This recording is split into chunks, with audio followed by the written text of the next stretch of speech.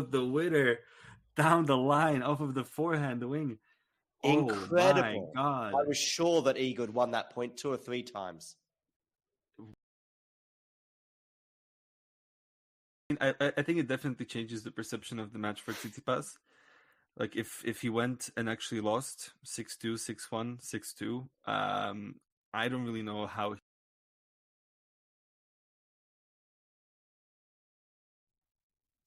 There were the mental side of tennis, from my perspective as a fan, if you like.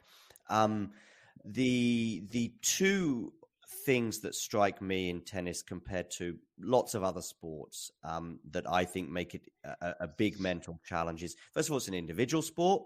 But secondly, so there's nowhere to hide. Like in football, in a team sport, you can just give the ball to another, teammate, and you cannot call for it if you like. But there's nowhere to hide. The other thing as well in tennis is again in something like football, you can be really nervous, but you can get a bit lucky. And of course, that can be the case in tennis. But basically, your body could be shaking when you're about to take a penalty, okay? And you can still score because you can just put your foot through it, right? You just hit it as hard as you can. And actually, probably you will still score because of the odds on that. Yeah. But there's that in a sport such as darts, snooker, tennis, where you need to be pretty calm and you need to have a pretty steady hand. There's just nowhere to hide. Is there anything I'm missing, or am I underplaying something, or even overplaying? No. I think you're 100% correct. I think the real tough thing about these sports and tennis in particular, because of how physical it is as well, is the relentlessness of point after point. And if you're nervous, you have to fight through those nerves sometimes for, an hour. and they might disappear for a while, but then suddenly, you're 5-all and it's tight again and you're feeling very tight and you have to manage it over and over again. And I think, the best players in the world just, use their tools and remember to use their tools in big moments. Because, once you get to pro level, it's not like any player doesn't kind of know what they have to do. But it's in the heat of that moment that they either don't remember because the brain is frying a little bit, or they don't have the courage to use them. Yeah. So, for us sitting there, I remember when Roger Federer had 2 match points against Novak at Wimbledon serving. Yeah.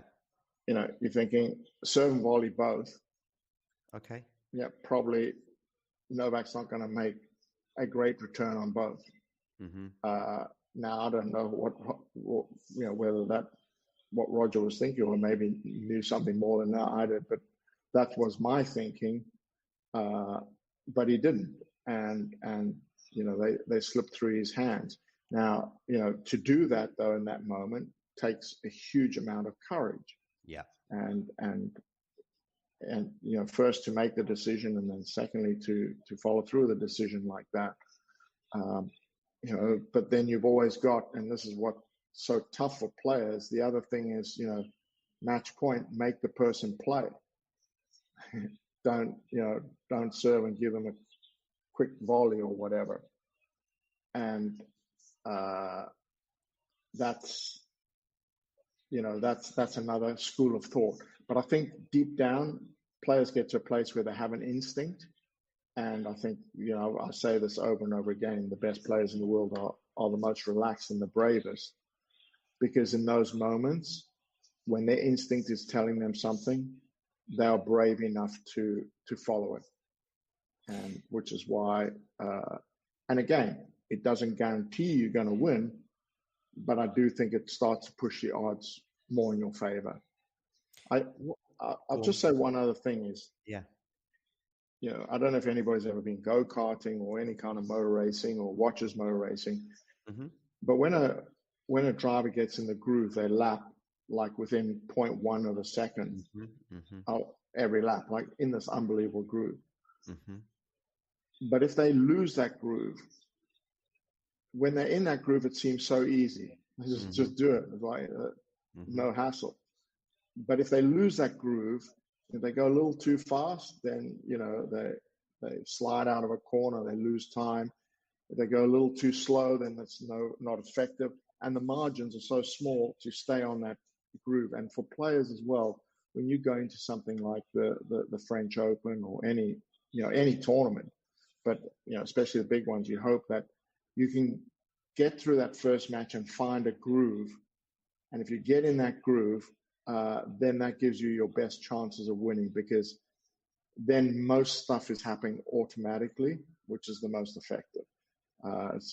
Everybody has a problem when they start to think on the court, and automatic is fastest and easiest, because you know how to do things. And it's not like you don't register. I say when you're playing very well, you are aware of everything, but nothing distracts you. When you start to think, your thoughts start to distract you, and that's very difficult to manage. And if you can learn how to manage that and get yourself back in the groove a little faster than other players, that's obviously helps with ranking and why certain players are more consistent than others, because they tend to manage that better. I hope that makes sense anyway. It does. It definitely does.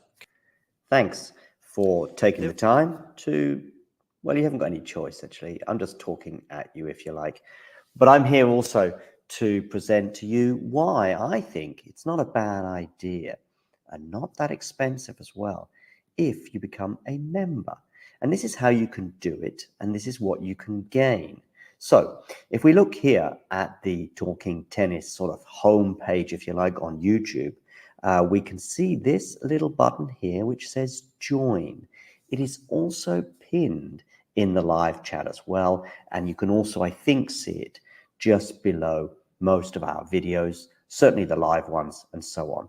Now, why is it a good idea to join and become a member? Well, in the live chat, you can add little funny things, you can add emojis and all sorts of things, but possibly more importantly, you can get to access some live videos, such as this one here, where we look back on the last sort of few moments from the Billie Jean King Cup. So there are little bonuses such as this one, but there are many, many more. And in fact, if we have a quick look at all of the members only stuff, I repeat, you will see very, very quickly some of the top stuff that we've had for members only over the last 12 months since the channel began. Remember, these videos are for members only. You can become a member from as little as about $2 a month, €2 a month, £2 a month, something like that. There are various different things. Oh, and by the way, you'll also be supporting the channel. So it's a win-win-win-win scenario. Let me just show you some of the members only stuff. For example, we've got an exclusive little clip there talking to Laura Siegmund. Hey, thanks for taking the time to, well, you haven't got any choice, actually. I'm just talking at you, if you like. But I'm here also to present to you why I think it's not a bad idea, and not that expensive as well, if you become a member. And this is how you can do it, and this is what you can gain. So if we look here at the Talking Tennis sort of homepage, if you like, on YouTube, we can see this little button here which says join. It is also pinned in the live chat as well, and you can also, I think, see it just below most of our videos, certainly the live ones and so on. Now, why is it a good idea to join and become a member? Well, in the live chat, you can add little funny things, you can add emojis and all sorts of things, but possibly more importantly, you can get to access some live videos, such as this one here, where we look back on the last sort of few moments from the Billie Jean King Cup. So There are little bonuses such as this one, but there are many, many more. And in fact, if we have a quick look at all of the members only stuff, I repeat, you will see very, very quickly some of the top stuff that we've had for members only over the last 12 months since the channel began. Remember, these videos are for members only.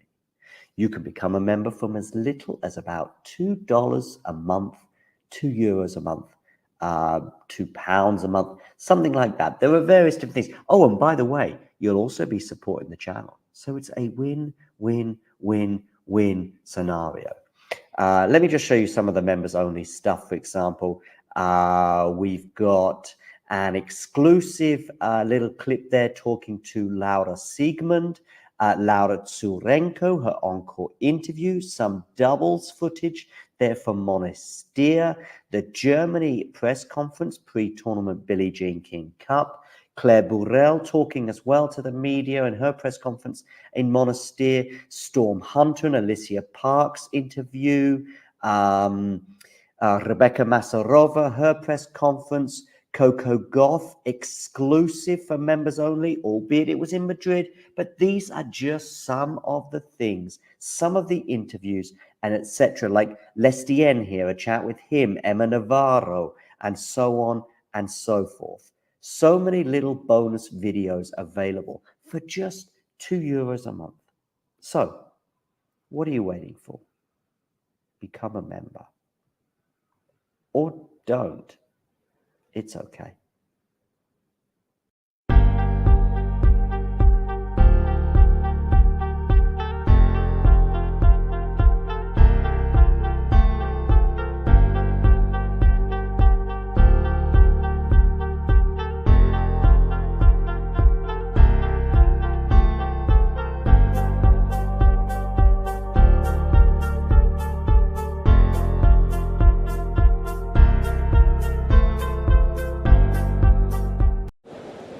Ready? Play.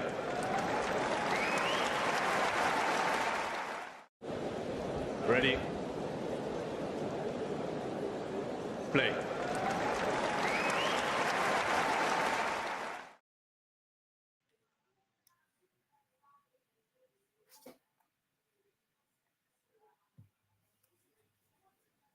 There we go.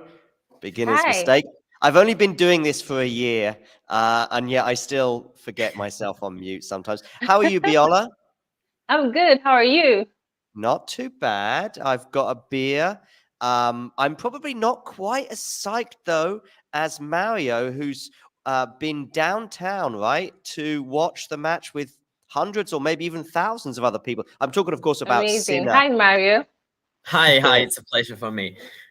So tell us just quickly, Mario, about your day, where you watched this this match with Sinner today. Yeah, I mean, it's actually, pretty, in a way, weird situation, but also super exciting for all of, tennis enjoyers like us here in Italy, of course, because tennis is, and also because we are also lucky, I have to say that.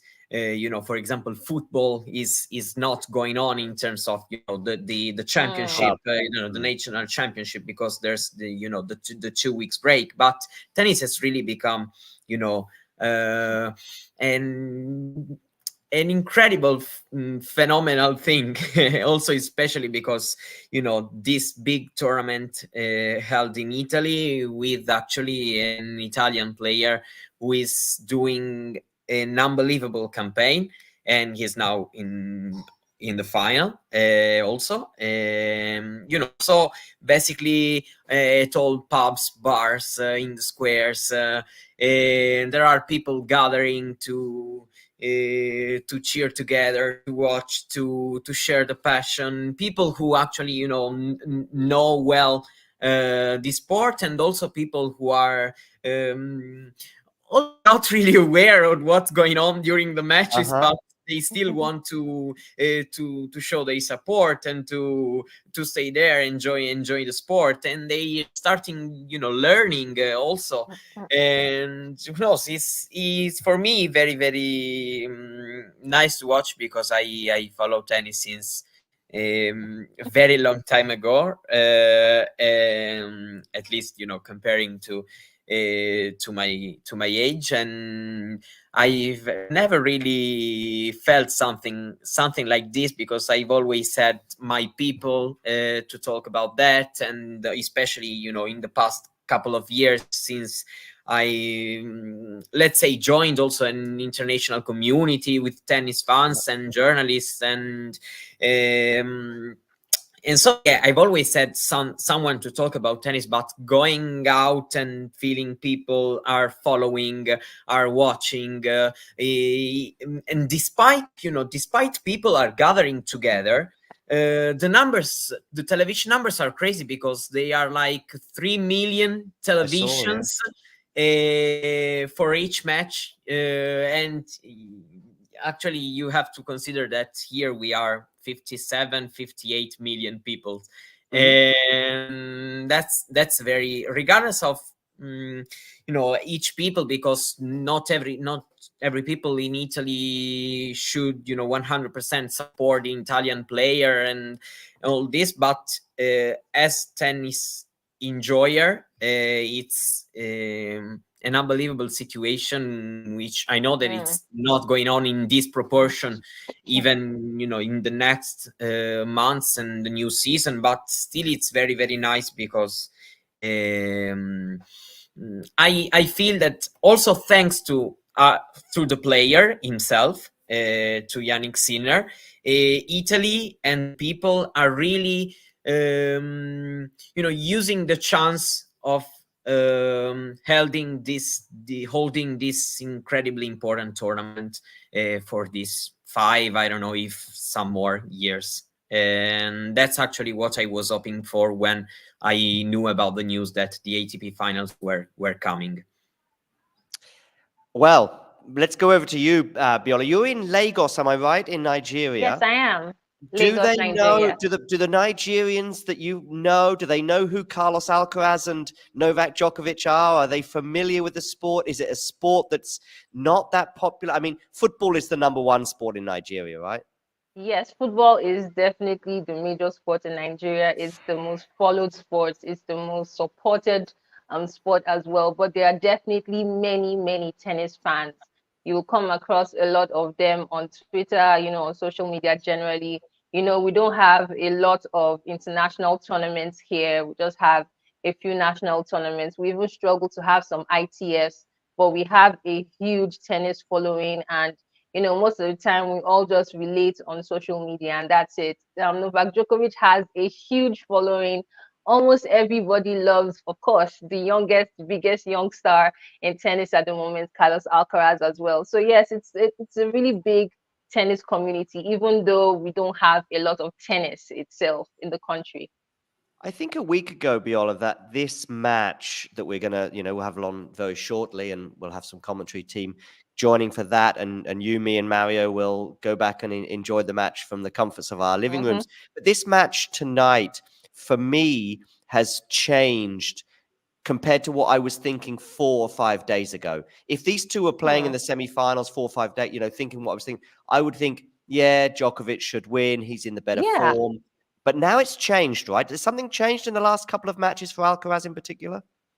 Yes, I think it has. He definitely didn't start at his best against Alexander Zverev. And to be honest, after that match, I remember telling my husband, we always watch tennis together, saying I don't think Carlos Alcaraz will make it out of round robin, but he has. I think he has grown with every match. He has improved with every match. And to be honest, while he has gotten to the semifinals, he still hasn't played at his peak. But at the same time, Novak Djokovic also hasn't played at his best at this tournament. So we have both of them who haven't been at their best, but they are facing each other.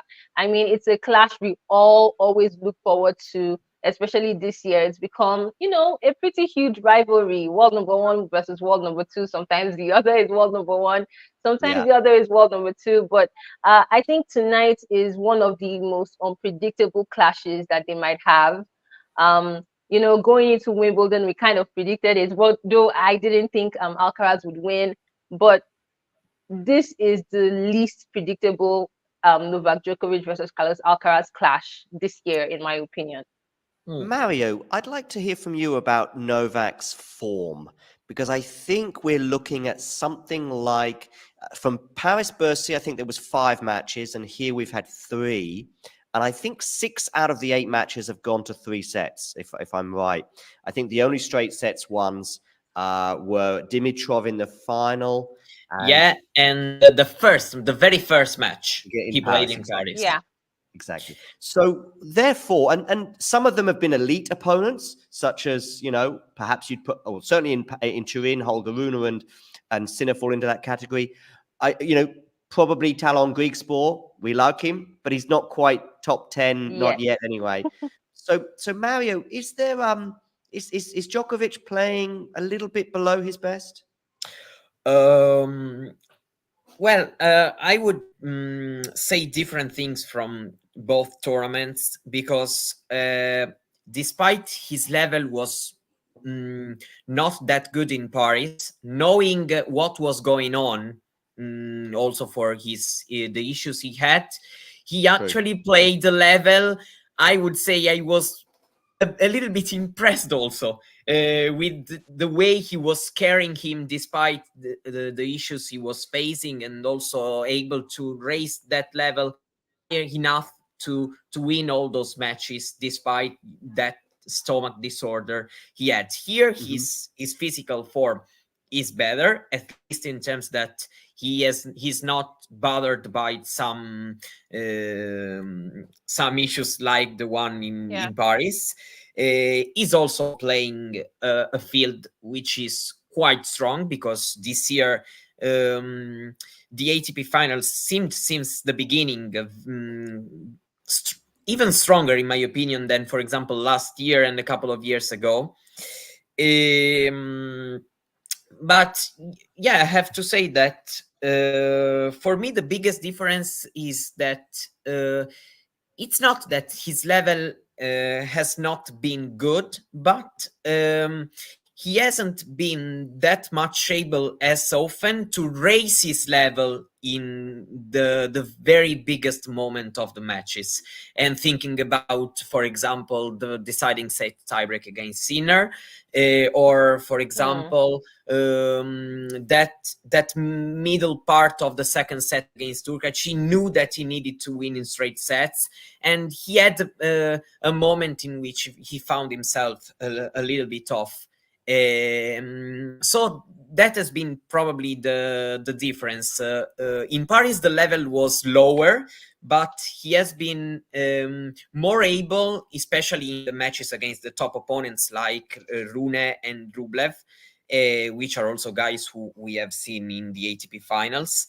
He has been able to raise his level when it mattered the most, like he almost always does. Here, he has, more or less, he has also in the match against Rune, for example, the first round robin match, but he hasn't been that effective in doing that job he usually does in the big moments, in the crucial moments of the matches, in my opinion. And that's why I'm interested in knowing how his level is going to adjust to today's clash. Biola, what about Alcaraz? What's changed in that 4 or 5 days that I was talking about compared to, we saw him in New York not quite look himself, maybe in Canada was the same, maybe even in Cincinnati until the final. I don't think we saw the best version of him until the final against Novak. And then the Asian swing wasn't amazing either. There were some losses there. And Paris-Bercy, I think he went out in his first match to Safiullin. Then he loses to Zverev, and all sorts of panic and alarm bells are going on. And yet now, 3 or 4 days later, what's changed, do you think, for him? And why is there more optimism? To be honest, I think he's simply grown in confidence, really. Where he's lacking physically, I think his confidence has been able to spur him, has been able to push him.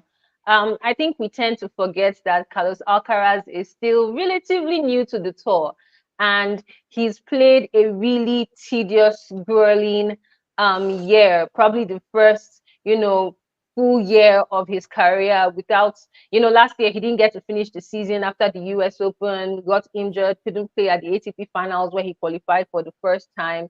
This is, it's been a very, very tough season. And I think I tweeted it at some point that I think his body was pretty much done for the year. But, I think the atmosphere really has helped him in Turin. The first match, it wasn't like he didn't play well. He wasn't at his best, but he just fell short to Zverev. So I think he's grown in confidence, and that has really pushed him in the last two matches. That's really been it. His body is still not at the very best, like Mario said. Djokovic also isn't at his best. It's going to be brutal out there in Turin tonight, to be honest. It is. But I think where Djokovic might have the edge is, like Mario said, knowing when to raise his level. That's Novak Djokovic. I don't think Carlos Alcaraz has really gotten to that point where he almost always has something in the tank left. But we'll see. Like I said, this is the most unpredictable clash for these two guys in their 5 meetings. This will be the fifth meeting. So let's see. But I think Carlos Alcaraz needs to go out all blazing, believing he can beat Novak Djokovic again. He was in tears the last time they met because he knew he could have won that match, one of the most memorable matches of the season. I think he needs to go out with that mentality again, knowing he can do what he did at Wimbledon. Yeah, that Cincinnati match, though, I do think actually, although I saw how hard it hit Carlos, I actually still took some positives from that, in that he managed to suffer that real mental jolt in the third set, and he managed to sort of show Novak, hang on, I'm not going anywhere. A lot of players, even Carlos, could have easily just said, you know what, this is not my day, but he still showed something for me in that match that. As Novak said in his speech afterwards, Biola, that oh, what's going on with you Spanish guys? What are you doing? You just won't go away. I always say that the way these youngsters can beat Novak Djokovic is knowing that they can. And I think most players, when they lose to Novak Djokovic, are all right. It was Novak anyway. I played my best. But I think the two players who always go out against Djokovic knowing they can win are Carlos Alcaraz and Holger Rune. Holger Rune always, even though he loses, stresses Novak Djokovic out because he has that belief. And that's one thing not many players have. These two young men have that. And I think the emotions that Alcaraz showed after the Cincinnati match said it all. Most other players would just take it as it is because they lost to Djokovic, but he knew that he could and just fell short that day. And that was why he was in tears. So that is really the way to beat Novak Djokovic. It's not impossible. It's not something you should always just take with levity or be happy with, knowing it's Djokovic. You can beat this guy. Okay, let's come to you, Mario, finally, before we hand over the reins elsewhere. But the conditions, I think that's the main reason that people are sort of, because we've spoken about the form, but in a way, with these two, Mario, maybe we can just forget about the form, and especially as the fact that actually Alcaraz is returning to form. But it's still the conditions that a lot of people suggest are favorable more for Novak than Carlos, right? You can disagree, Mario. It's okay. A little bit. I agree. Mostly because of how well, in my opinion, they can do their defense job on these quick courts. Alcaraz is an amazing defender, also, but I still think that in a quick court like this, Djokovic still has something more.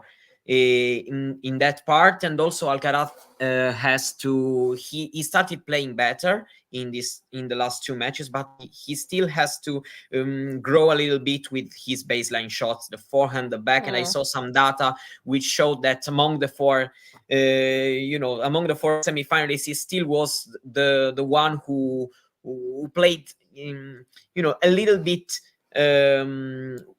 let's say worse, but we are talking about an amazing level still. From forehand especially, the forehand especially could do more damage than it's being right now. But I think that this rivalry is not that much surface depending, and we have had a great manifesto of this by watching Djokovic winning the French Open clash, Alcaraz winning the Wimbledon clash, when Djokovic seemed unstoppable, because of all his especially recent history in that tournament. And then Cincinnati, it was a court. Yeah, Novak won that tournament a lot lately, but it's a court in which historically he suffered a bit, and it could have seemed like Alcaraz could have taken advantage of that, and still Novak won that match. So I also love this about this rivalry, that they are always proving us wrong when we are trying about the condition, who is going to take more advantage from that. So yeah, I think that still Alcaraz needs to grow a little bit with his level from the baseline, but regardless, I'm expecting a very tight one even this time. What do you think, Biola? Yes, I expect a really tight match. I expect fireworks. It's always entertaining between these two players, no matter who wins. There's always a lot of quality, a lot of brilliance on display. So it's always enjoyable. I do not expect anything less than their previous meetings. Which way it would swing, I honestly do not know. I'm just, ready to enjoy the madness that is going to happen tonight. All right, listen, Mario, and am I saying your name right? Is it Biola or Biola? How would I say that? It's Biola. Great. Biola Yeah. in Lagos, and Mario in southern Italy, somewhere near Naples. I should probably know. Bari, No, Bari. the other side, exactly. Yes. Bari. Yeah. So thank you, Mario in Bari, and thank you, Biola in Lagos. And make sure you check out both Mario and Biola on Twitter and all the social media handles. I've been sharing them on the screen. And I see that, Biola, you've got a podcast as well. Am I right? Yes, I do. I haven't been as consistent as I would like. But yes, I do have a podcast, and I absolutely love doing it. Yeah, cool. Thanks, guys. You are welcome now to sail off into the sunset, and we'll speak to you all very soon. Thanks, Mario. Bye-bye. Thank you. Bye-bye. Cool. I will hold the fort until Vanch and Damien, which will be here very shortly. I've just briefly spoken with Damien. I will just come and have a quick look at the chat. And you also, by the way, share your thoughts on both tonight's match, but maybe you've got some Sin and Medvedev thoughts.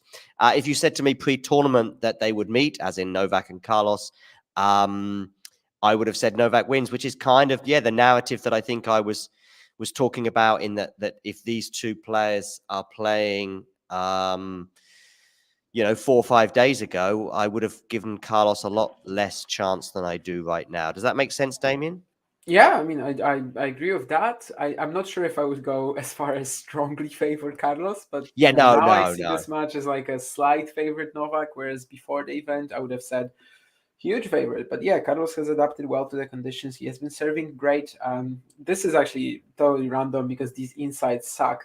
Well, no, they don't suck, but they are a little misleading sometimes. But, we have all these serve insights, forehand insights, and backhand insights, right? Okay. And Carlos is actually leading the semifinalists in serve, which might be a little surprising. But I think he absolutely has been serving extremely well. He is likely out ace Novak tonight for sure. And you think he'll out ace and out serve Novak in He's likely, Yeah. He has done it the last 2 times they played, so he is likely to. I think he is the favorite to do that. I don't know if he'll do it, but he has a good chance of doing that. Let's say that. And he has been serving extremely well. And also just the fact that Rune against Djokovic, he kind of showed me that For a very quick player, for a player who has incredible defensive qualities, there is that possibility of playing Djokovic here, perhaps just like you would play him on other courts, like Rune did with Paris, for example, right? Comparing these two matches and the way that he was able to still wait out Novak, counterpunch. I didn't think that was going to be possible in Turin. I thought that maybe like just serve +1 forehand offense will be a little too threatening. It hasn't been, and that makes me think that Alcaraz should have a very, very healthy chance of winning this match. And probably if the conditions are going to be really helpful to Carlos, that's going to be tomorrow. In a matchup where like he actually has been struggling just to contain Sinner's offense, right? I mean, just how dynamic and violent he is off the ground. And if you also get the Turin conditions involved, ooh, that's not good to me. But tonight, absolutely fine. I mean, Cincinnati, Wimbledon, pretty quick courts. He was able to hold his own against Novak. Mario said something, I think, about Cincinnati, like not being historically good for Novak, but it's actually amazing for him right now. Like these sort of courts are fantastic for Djokovic in his 2023-2022 version. Alcaraz was able to hold his own, so I like that. I see, Matthew. Yeah, that your point basically comes from the lack of sort of edge, I guess, motivation for Novak. Hard to quantify that, but I understand that opinion, sure. And we'll see how much he has here, like how much desire. Yeah. All right. I'm going to take a back seat, and you guys can talk tennis. Yep. Last, penultimate match of the sort of regular ATP season, if you may, because of course there's still going to be the Davis Cup finals and the Next Gen finals, but this is a big one. Yeah, it's massive. Anytime these two play, there's so much build up, so much hype, and because we just don't know how many more of these type of matches we're going to get. We've already had 5 in the books. We hope to see 5 more, but this is what it's all about. This is a matchup that will bring many more fans into the game. And we are starting as well. Djokovic to serve.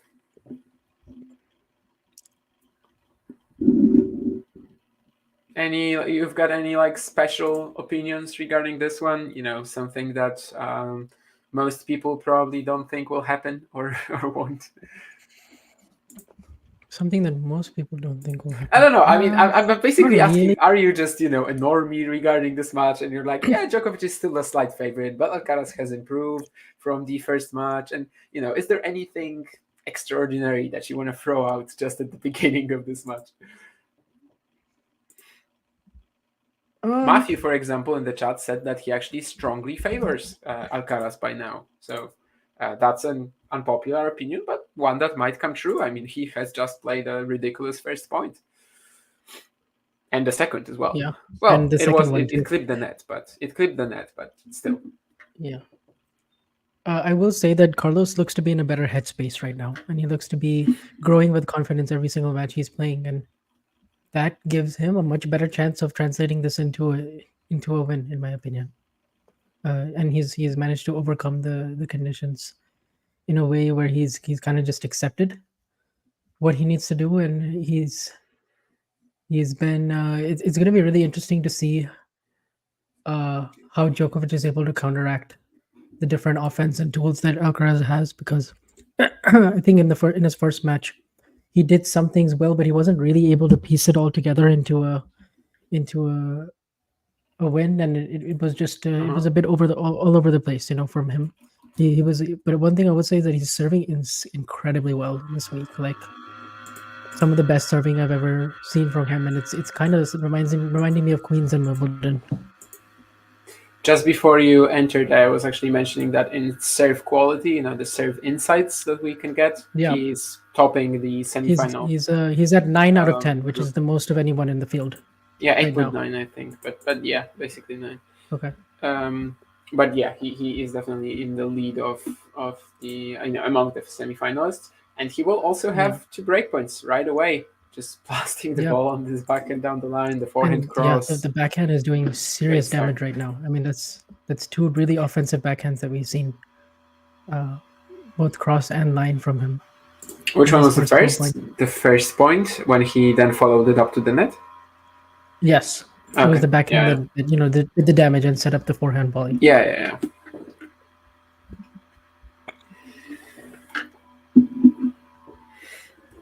Oh, there's a chance my stream might be slightly behind. I think I'm at 40:15 now.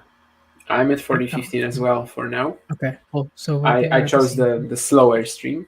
We'll see how it goes. Hopefully, we'll be around the same. Actually, recently, that's going to be out from Alcaraz after the net court. But recently, I was doing a match with Scott and Claire. What was that? Djokovic Rune, I think. And you know what? I chose my faster stream, and they were still ahead of me. So we had this. I don't know what they have going on in. Yeah. We had in Scotland. They have the fastest streams. Scotland, yeah. We were actually constantly mentioning that people come to Scotland for internet or something, or that's like what Scotland is famous for. But yeah, I was shocked by that. I mean, I've never seen something like that. Oh, TV can actually pull it off. I think sometimes when I'm in my family home and I'm watching on these faster streams, when I'm watching there, sometimes maybe when my dad has the TV on in the living room, I can hear that it's like a little faster. So probably, TV connection might get you there sometimes, although not always. Not Tennis Channel. Yeah. Interesting in that one, Alcaraz didn't try to overplay the second serve return, which he can sometimes do, but he managed to get himself in the rally. But just Matthew really going all out very in the big chat. on the forehand. 6-1 Alcaraz, especially hard to pull off because Djokovic is serving first, right? But we'll remember that. Yeah. We'll remember that if it comes true. But yeah, I mean, even after seeing these first few points, I sort of am siding with Matthew now. Like Alcaraz has started really well, and I know it's just the first few points, but honestly, I find that a lot of the time when you're entering like a very puzzling and a matchup where you're not really sure what's going to happen, sometimes even the first few points can give you a bit of an idea. Of course, they can be misleading as well. But I've definitely had matches where like watched 2 games and I was like, no, okay, there's no way this guy's winning. I don't think this will happen here. I think there's just too much variability, and also like the skill sets of the players are versatile. They can adjust as the match goes on. So I don't think this will really be that here. But even though he hasn't broken, it's been a good start for Alcaraz anyway. Just putting some pressure and showing that he can. Yeah, I remember the first set of Wimbledon. I remember watching that, and I had a really unpopular opinion that was the best set possible for Alcaraz. Just to kind of get the nerves out of his system, and the opener work back from the Djokovic's quick start. Oh, the second. Yeah, set. The opening set of the Wimbledon final that he lost 6-1. I remember thinking at that time, I'm like, this is the perfect set for Alcaraz. I feel like he can make a comeback. Yeah, I remember tweeting that he's going to win the second set, and like it was the best possible start. And because I just felt like he needed to get his nerves out of the way, and he got his nerves out of the way in the first 2 service games where he got broken. And I was like, okay, he's only going to get better and stronger from here. Like I just don't seeing this as a blowout win for Djokovic. I don't know. I mean, if he loses the second set though, and he was very close to doing that, whole set, the drop shots aren't going in, and then he plays one at 4-all, which is like just magical touch on the forehand, and of course the return as well to take it. No, so wins that second set in the tiebreak. I mean, then that's a totally different match. Yeah, he goes up 2 sets to. Djokovic is done if Alcaraz is done if Djokovic wins the first 2 sets. Even if has this dip that he had, the crisis in the third set, it's probably not going to match. Okay. Okay, Matthew. Okay, I see. I didn't figure that you were also answering that question, because I figured that your unpopular opinion on the match is already in the chat. But yeah, the wild prediction. Now that makes more sense. We'll see. I mean, it's still technically possible, even though Alcaraz hasn't broken in the opening game. Yeah. So far, he's just appearing in this matchup, just looking really confident and assertive. And so far, that's translating into some really good points, even if he didn't win the first game. Yeah. Probably, a bit of a chance there because, well, both both break points, he was in the rally. He missed both times, his own doing, not Djokovic's shot that induced it.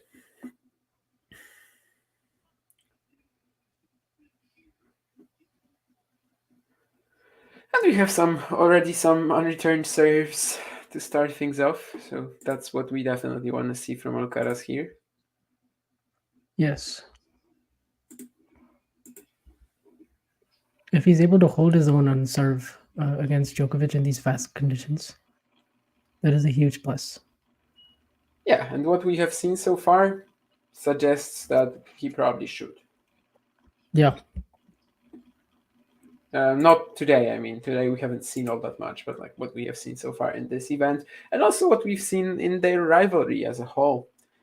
I mean, honestly, I was thinking about it today when I was sitting in London, and actually that's because both the semifinals kind of sucked, and I was actually I was gonna say you didn't really get the best semi. I had a lot of time to think about it, but that's obviously fine because on Thursday there was this big doubleheader of Mute blocks and Medvedev Menchik, which was like some of the wildest hours I've had watching live tennis. Probably one of my best experiences. But anyway, today of course wasn't great, and I was just sitting there and thinking of Alcaraz Djokovic, and I was like, actually every single match of theirs was excellent. Like even Roland Garros, it was the first two sets, the sort of little fight back from Alcaraz in the second set and taking it back to level, showing that he actually can settle down the nerves, of course, until a certain point, until the cramps came. But honestly, all of their rivalry so far has been so excellent. And I was thinking about this too, actually, not today, but like 2 days ago, that this is so good because, I don't know, Federer Sampras, when he got one match, neither guy was really at the peak of his powers. Like Sampras, maybe you could say that was like the end of his peak, whereas Federer, of course, wasn't really there yet.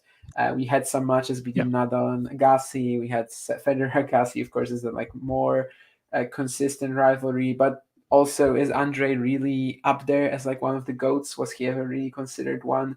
Well, he wasn't ever really as good as Sampras, I guess, or at least his records weren't. So, well, I'm trying. I mean, to the say second best of that that, generation. So I guess. Yeah, second best of the generation. But like, this is maybe the only time ever that we're really getting like the GOAT between the GOAT.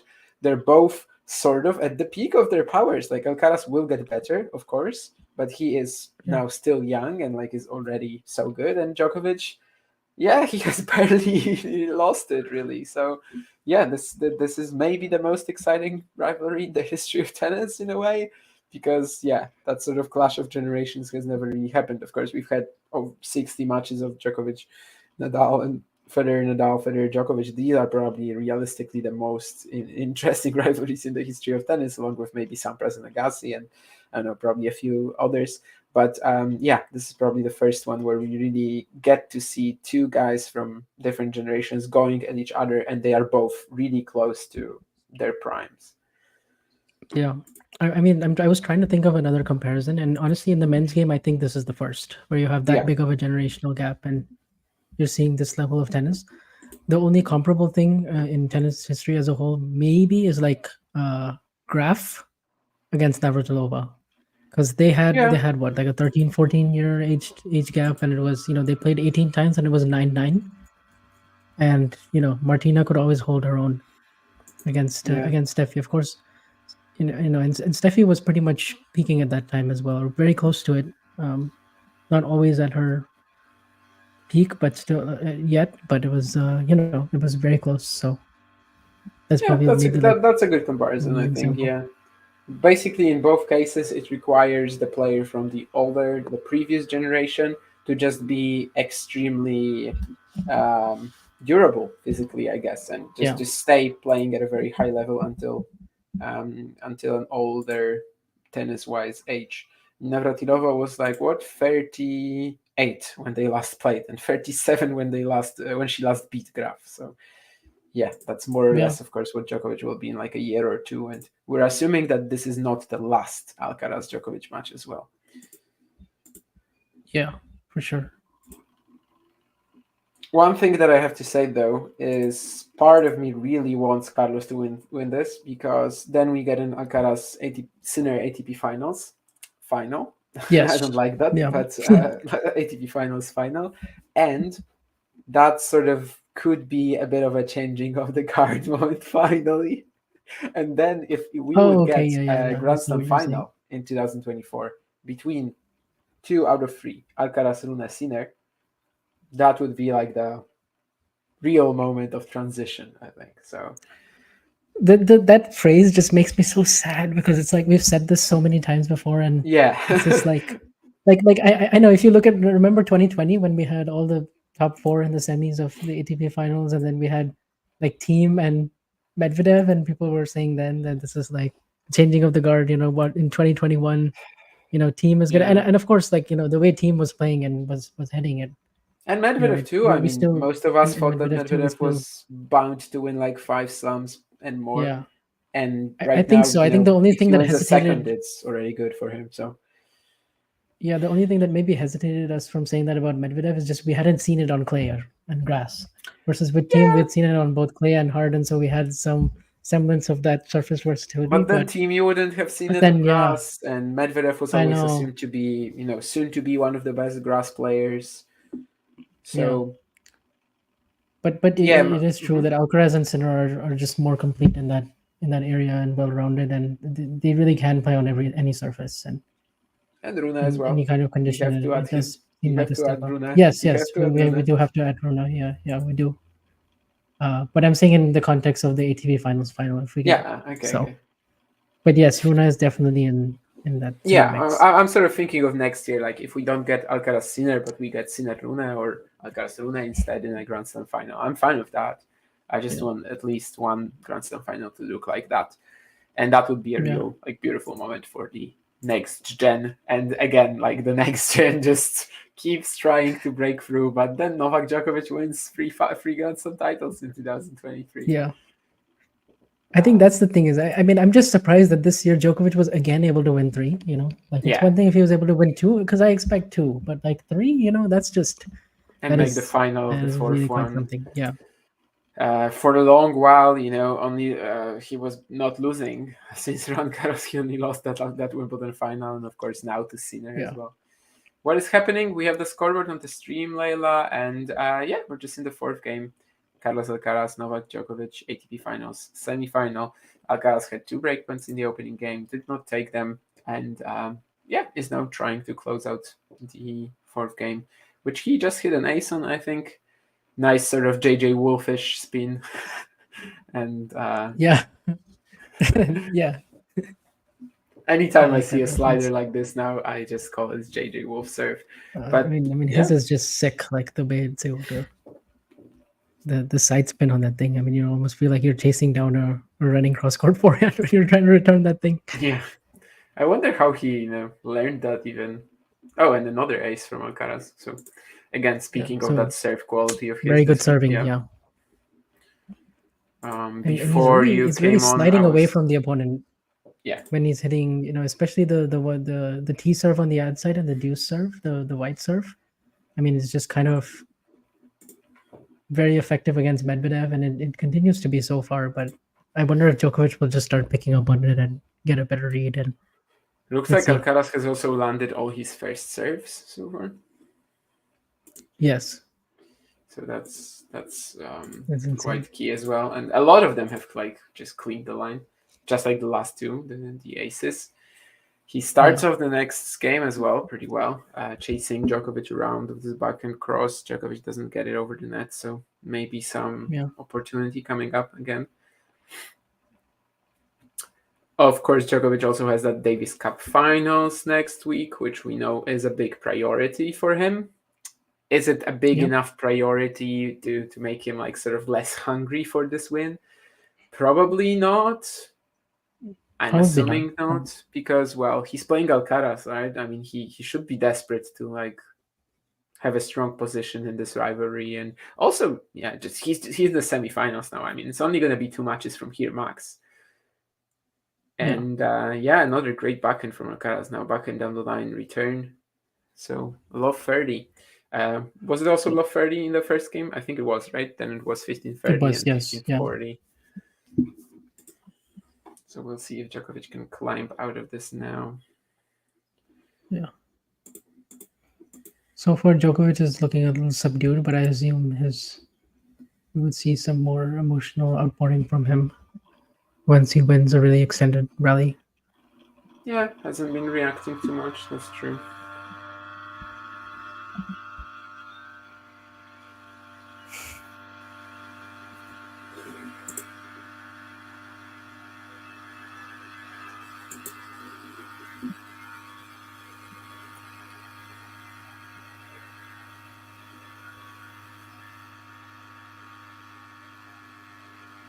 Interesting call there from Novak as well to go for this body, more or less, serve. He wasn't fully into the body. Certainly caught Alcaraz off guard, had his elbow really close to the body.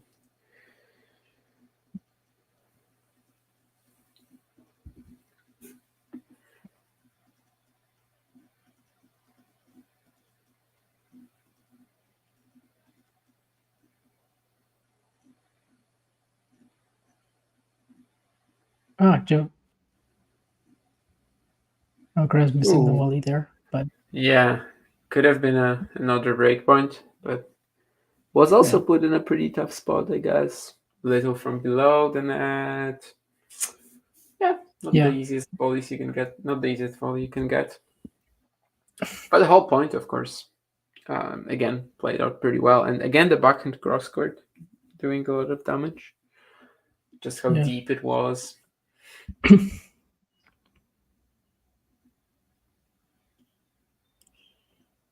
And this time it's Djokovic going for the serving volley, trying to respond to Alcaraz, moving a little bit back on that serve just to give himself a bit more time.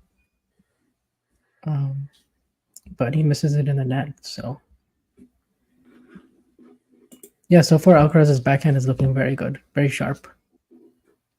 It's just sort of timing it really well. Yeah, maybe that's actually a shot that can get a bit of a boost from these rapid conditions, and I think, in fact, that's what's been happening. Yeah.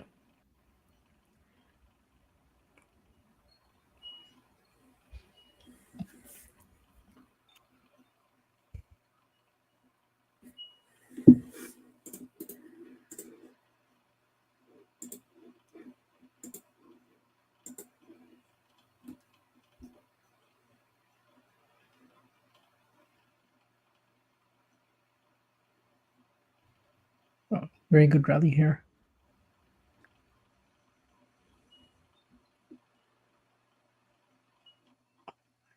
Yeah, maybe. There it is from Djokovic. There's the reaction. Yeah. Finds the forehand down the line. Alcaraz cannot get it back. So, probably our first sort of standout rally, which in Cincinnati in the third set, every single rally looked like that. Yeah, that was a really high bar, like that third set. And Madrid maybe as well, their first meeting. Yeah. 18 shots, that one. Obviously the longest rally so far. Yep.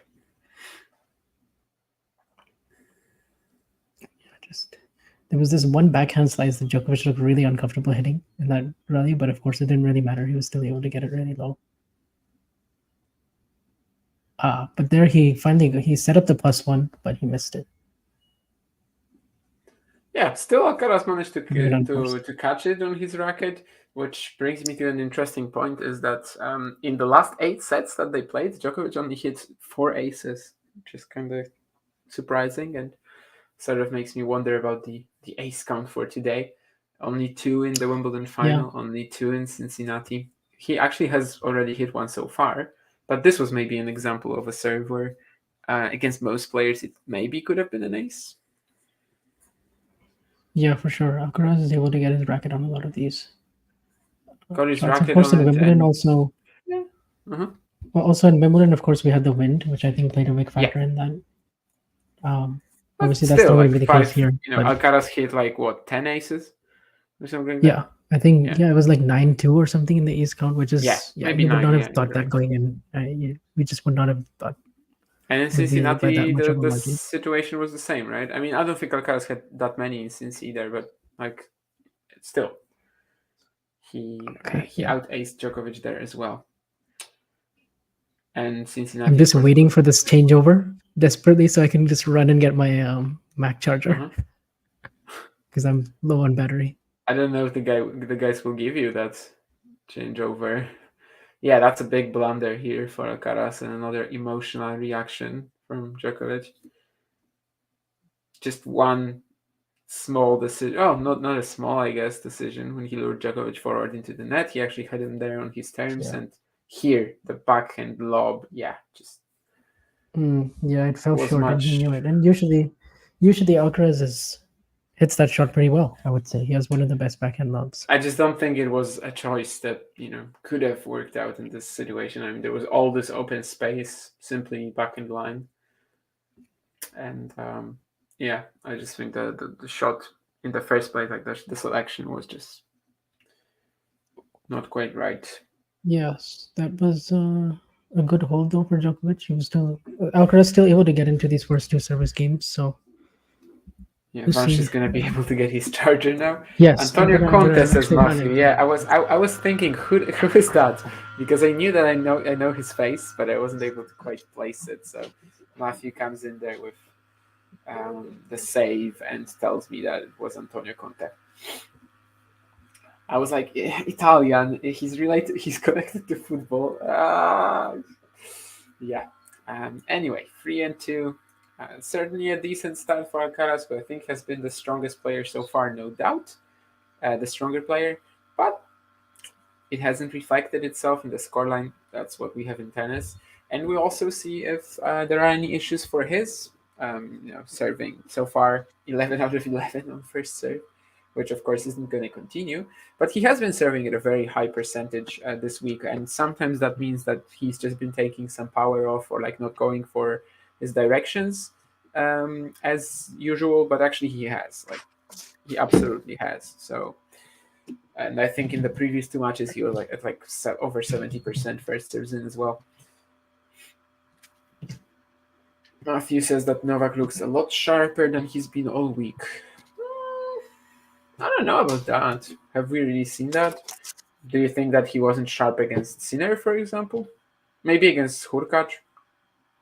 But against Sinner, I actually thought he was, just normal Djokovic in that match. I don't see why this tweet is relevant to the ATP finals, but it is on the screen.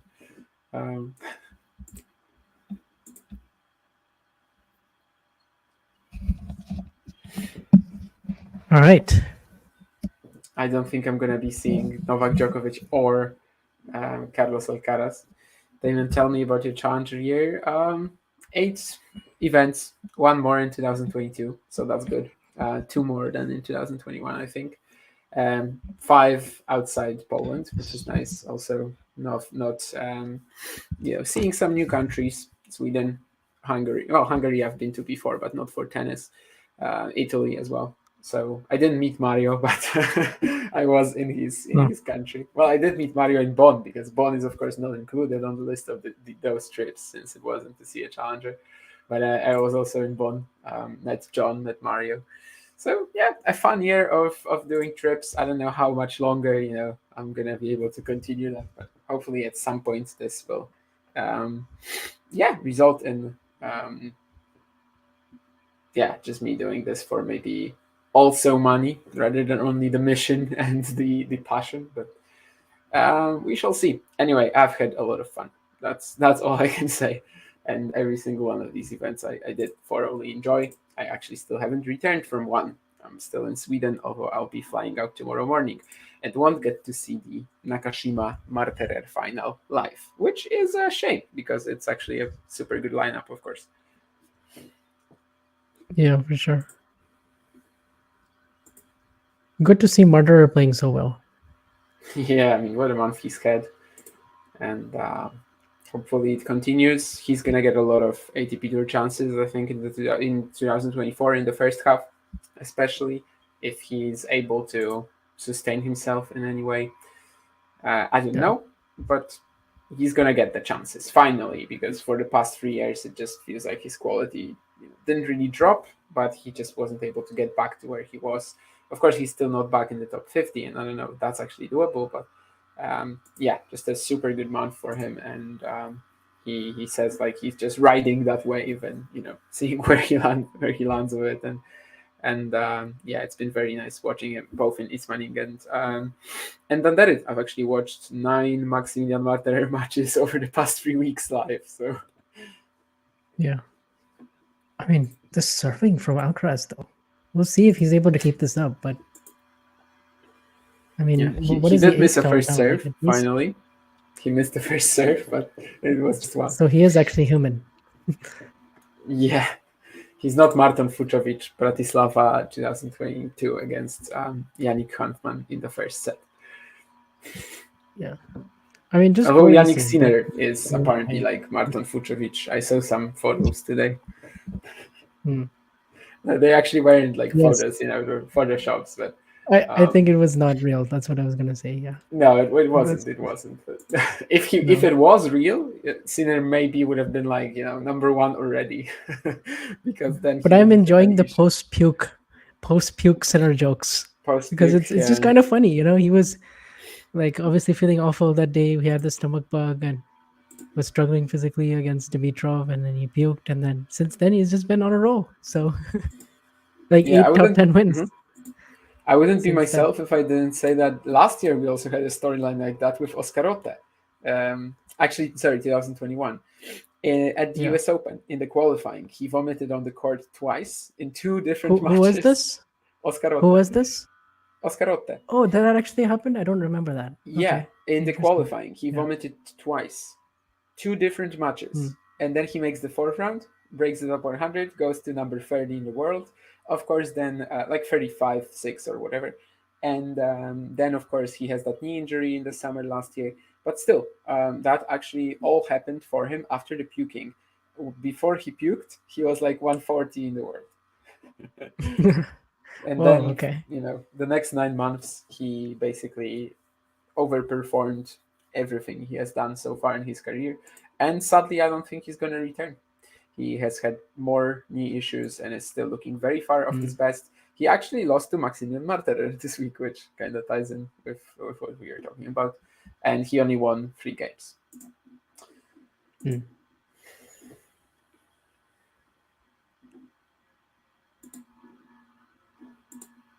And I've also watched 3 Oscarote matches in the past 3 weeks, but just 3 because he hasn't been doing as well as Maximilian Marterer.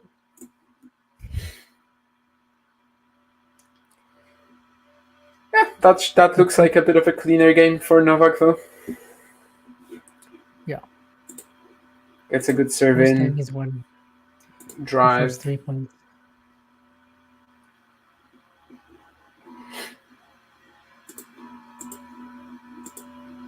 What is he going to do on the 4th then? Is it going to be another like serve and volley or something to bring up uncertainty in Alcaraz? I guess we couldn't see it, but he seems to have been lining up for that, maybe.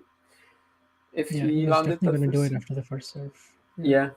So pretty classic technique to do it at 40 love and just keep it. Ooh, yeah. It's not going to matter in the long run, probably. Yeah. And but yeah, that's a difficult miss. In terms, I guess, in terms of the Djokovic Alcaraz matchups this year, I think there have been 5 this year. Isn't it 4 this year, 1 last 4th, year? Yeah. And take away the Wimbledon final. Where do you guys rank this one in terms of importance? Ooh, that's an interesting one. That's an interesting question, actually. Definitely not as high as Wimbledon, as you said. You stated in the question that we should skip it, but I think also definitely not as high as the Roland Garros semi. I think that was by far their second biggest this year, and as a whole as well. So it's really only a question of whether this is higher than Cincy, and I'm actually not sure. I think it's like comparable. That was the final of an ATP 1000. This is the semis of an important event as well. But yeah, I would say this is, they're all important, but I would say this is the least of all of them because, I mean, the final, it being the final of a 1000, and also leading up to the US Open, where, they seemed like head and shoulders the two best players. And plus, it was going to be interesting to see right away what Djokovic would do, how he would respond to losing the Wimbledon final. But actually, maybe that's an interesting twist as well on it, that right now they don't seem like head and shoulders the best two players, and like sort of they are only playing for a spot in the final, and they are playing for a spot against a player who might easily beat them. I don't know. I just feel like at Cincinnati, the final for me, I didn't really care all that much who was going to win, because both guys still, I thought, were going to meet again in the US Open final, and like I probably thought that the final wasn't going to change all that much. I also had a very clear idea of who was going to win, which in the end it turned out right, but not the way I thought it was going to play out in Cincy. Whereas here it's closer, I guess. But yeah, that shouldn't play into importance, I suppose. But these ones are comparable to me. Definitely, Roland Garros is far ahead of this one. I think it goes back to our first point about every single matchup feels like it's a premium. It almost counts as double because it's such a short window. And another ace for Alcaraz. That's 5 now.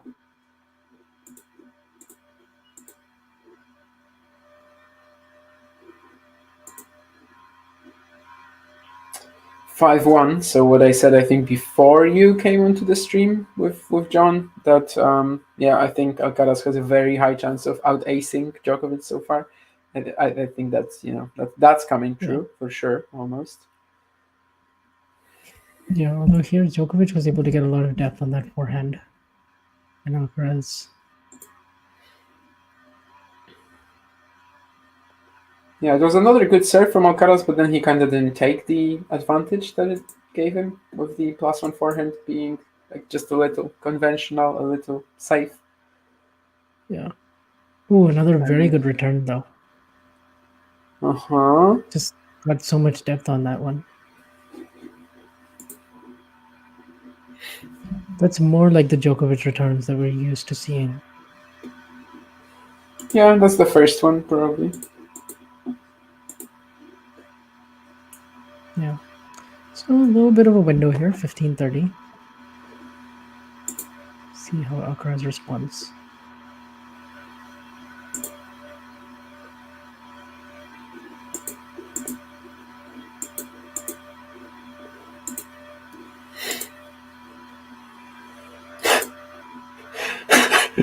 I'm just laughing at Ghosty's comment. Oh, there's a whole team of FBI agents standing outside of your door. Oh, okay. Yeah, I'm not in my usual spot today. Witness protection. You're not gonna tell us where the FBI safe house is. Fair enough. That backhand was a bit wild. Yep, and suddenly 15-40. After being the better player for like 6-7 games here, Carlos Alcaraz is in big trouble, since this would mean Djokovic serving for the set. Yeah. As I said earlier, I wouldn't mind an Alcaraz Sinner final at all, but I also wouldn't mind the Djokovic Sinner final. I mean, the rematch of their group stage, the whole story that would come up, given that Sinner could have eliminated Djokovic out of the tournament. Yeah. Break point and second serve. Yeah, that's been rare for Carlos in this match so far. So we'll see what he does with this second serve. Oh, it's really deep. Yeah, he wins the point with it. Setting up for a good +1 cross court off the backhand side. Djokovic cannot get it back over the net. Really risky second serve, at least that's how it ended up. Maybe he wasn't attempting to risk as much. Yeah. Very deep down the middle. Djokovic, of course, doing what he does with his eyes when he's getting ready to read returns. Ooh. It's very much a breakpoint thing with him. I would have challenged if I was Alcaraz, but maybe it was out.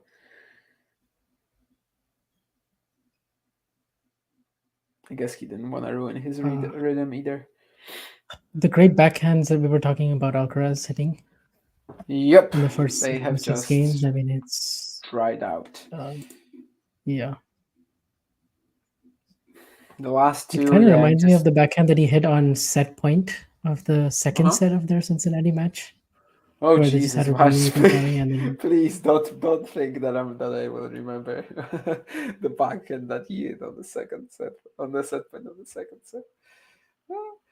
Yeah, it was.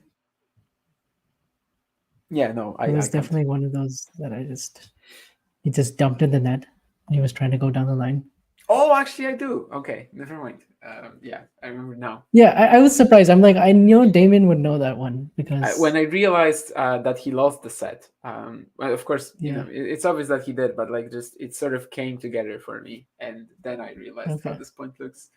But no, generally speaking, you always remember like the random points throughout the match, and I throw them out of my memory very quickly.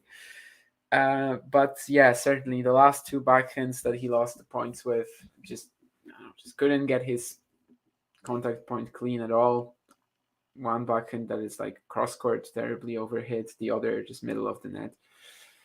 And suddenly we have Djokovic in a very good position to take the match. Baseline points won on my screen, 17-11 for Djokovic. That's quite interesting as well. I feel like that certainly wasn't the case at the beginning of the match, like the first few games. But in fact, yeah, when we had some longer exchanges, they have mostly gone Nola's way. Yeah. It's also the Alcaraz serve that was inflating the stats.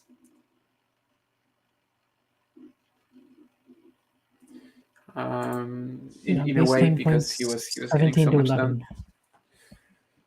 Yeah. 17-11 for the break points. I mean, baseline points. Yeah. Yeah.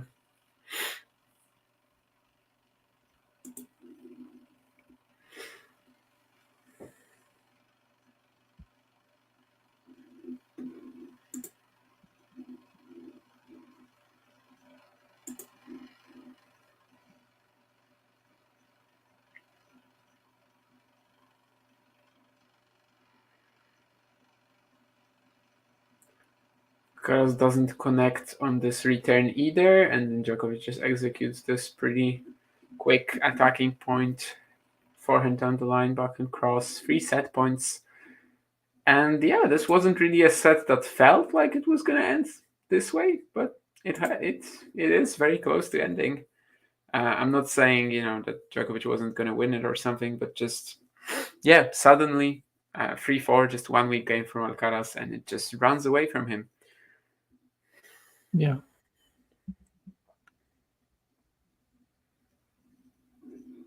I guess that was the second ace for Djokovic in today's match. Don't think Alcaraz touched that. So we have 6-3 Djokovic indeed after 41 minutes. And just one little moment. Well, not as little, I guess, but up until 3-4, Alcaraz seemed very comfortable. Misses these 2 backhands on crucial points. Loses the longer rallies, especially in that game, when he cannot win the point with the first, second, third strike, and loses the set along with it as well. Ghosty is running out of signal. Maybe he's commuting somewhere.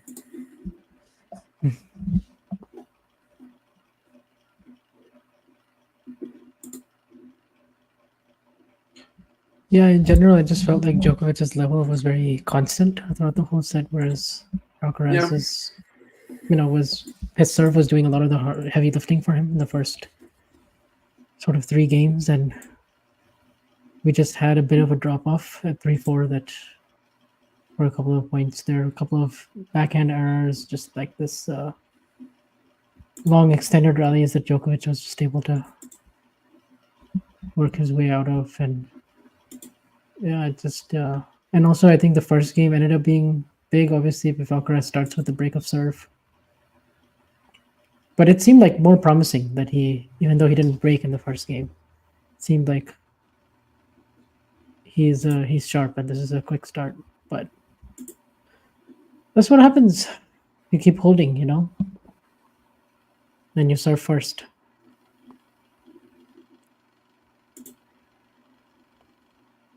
We know these two don't do straight set wins. Buckle up, everyone. Yeah, that's what we'll be hoping for this not to just end up as a 6-3, 6-4 type of win for Djokovic. But we shall see. Today we had Sinner Medvedev, which I guess wasn't quite 3 hours, but still was pretty entertaining, right? Yep. Yeah, that was an enjoyable match. This, just in general, I mean, Alcaraz doesn't lose many straight set matches so far.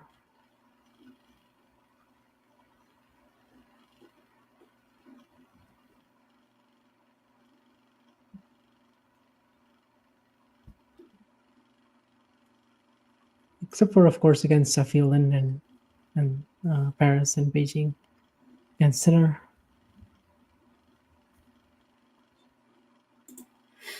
Someone on my Twitter commenting that Alcaraz serve is the biggest letdown. Otherwise, he's so versatile player. But believe me, Sinner will be next. Novak Djokovic. I found Sinner is more solid than Alcaraz. Sinner footwork is immaculate. Yeah, definitely not too true this week. Yeah, well, one thing I will say is that Sinner is riding a wave right now. Okay, and everything is just better than it's ever been. And it would be natural to expect some dips. So, yeah. I mean, if Sinner keeps playing like this, because right now you could say he's the best player in the world. You could say that. At this very moment, he's the best player at this event, yes. In general, the last month or so, yes, probably. Yeah. Given that he didn't lose in Paris, and he withdrew. We don't know what he would have done in Paris, right? And I don't know if it would have been as easy for him to dominate the other top guys there as it was here. So there is a bit of an asterisk to it, I guess. But, this event so far, he has definitely been the best player of it, 100%. That's a sick forehand angle from Alcaraz. And I guess the way he was able to hit backhand winners against Medvedev, or at least especially down the line, I think that's what this graphic is referring to. All the down the line backhands that he was able to hit against Medvedev. Yeah, that I don't actually. Some were just straight up outright winners. It's just ridiculous. Oh, this graphic. Oh, Medvedev said that exact point after. What's the point? Say that? Oh, you mean riding the wave? Yeah. That makes sense.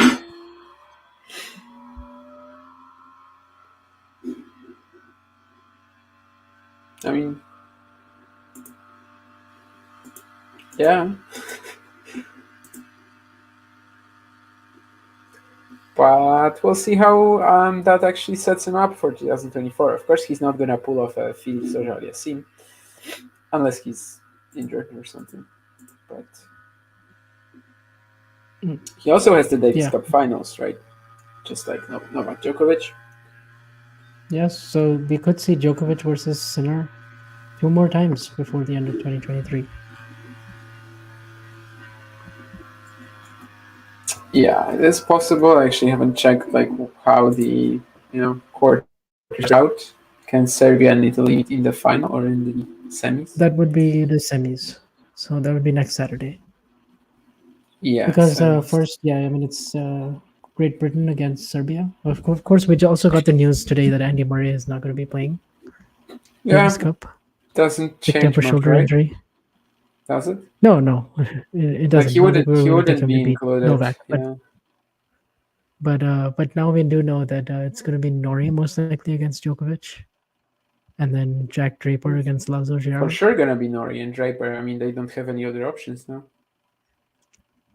Yeah, but Norrie was a bit of a question mark, right? Because he was also carrying an injury. Yeah, but they got in Liam Brody. I mean, he's gonna fly over, but like if they get out with Draper Brody, then they're not beating Serbia. So Norrie Draper is but basically a lot of pressure on Jack. Yeah, that'll be an interesting tie because the doubles you obviously favor Great Britain a lot. So yeah, I guess just the fact that Djokovic doesn't have a real partner there.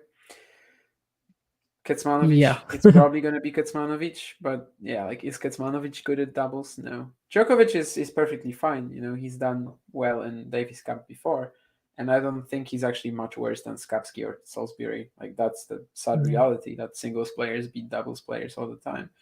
But yeah. I mean, when was the last time he actually lost a Davis Cup match? I don't know. That would be interesting trivia. As it stands, there's simply a lot of pressure on Jack Draper to beat the second singles player for Serbia, whoever that will be.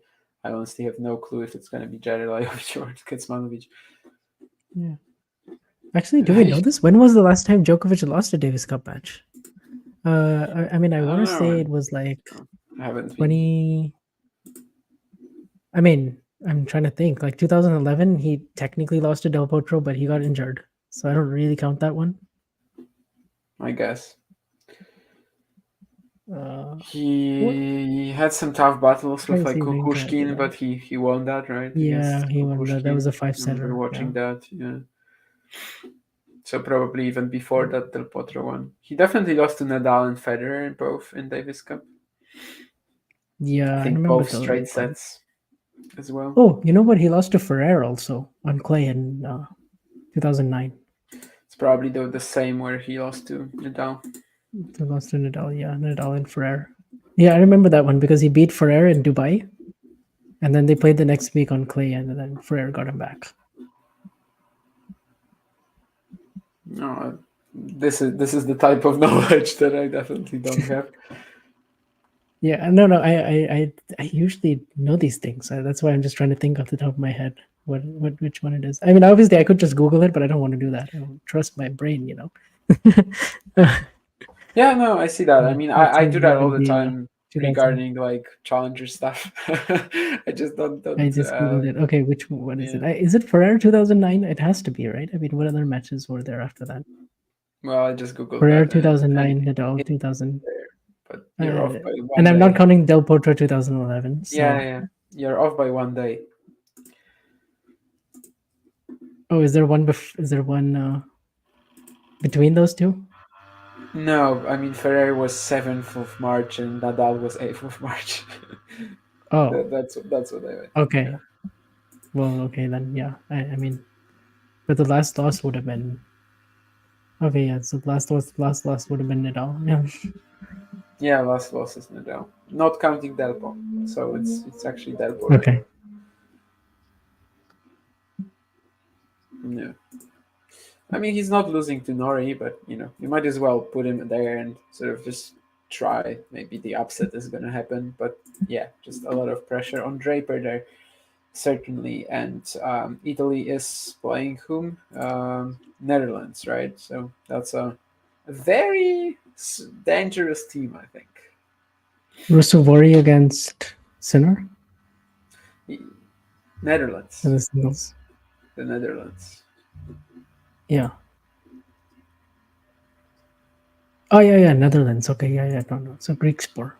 Greek sport against Sinner. That's actually not that easy. I guess the main problem for Italy is that their second singles spot is a little off, and Botic van de Zandschulp has actually got some form recently. Sonego, Arnaldi. Arnaldi has been injured, and that's like a main issue. By the way, Alcaraz is in a bit of trouble here now.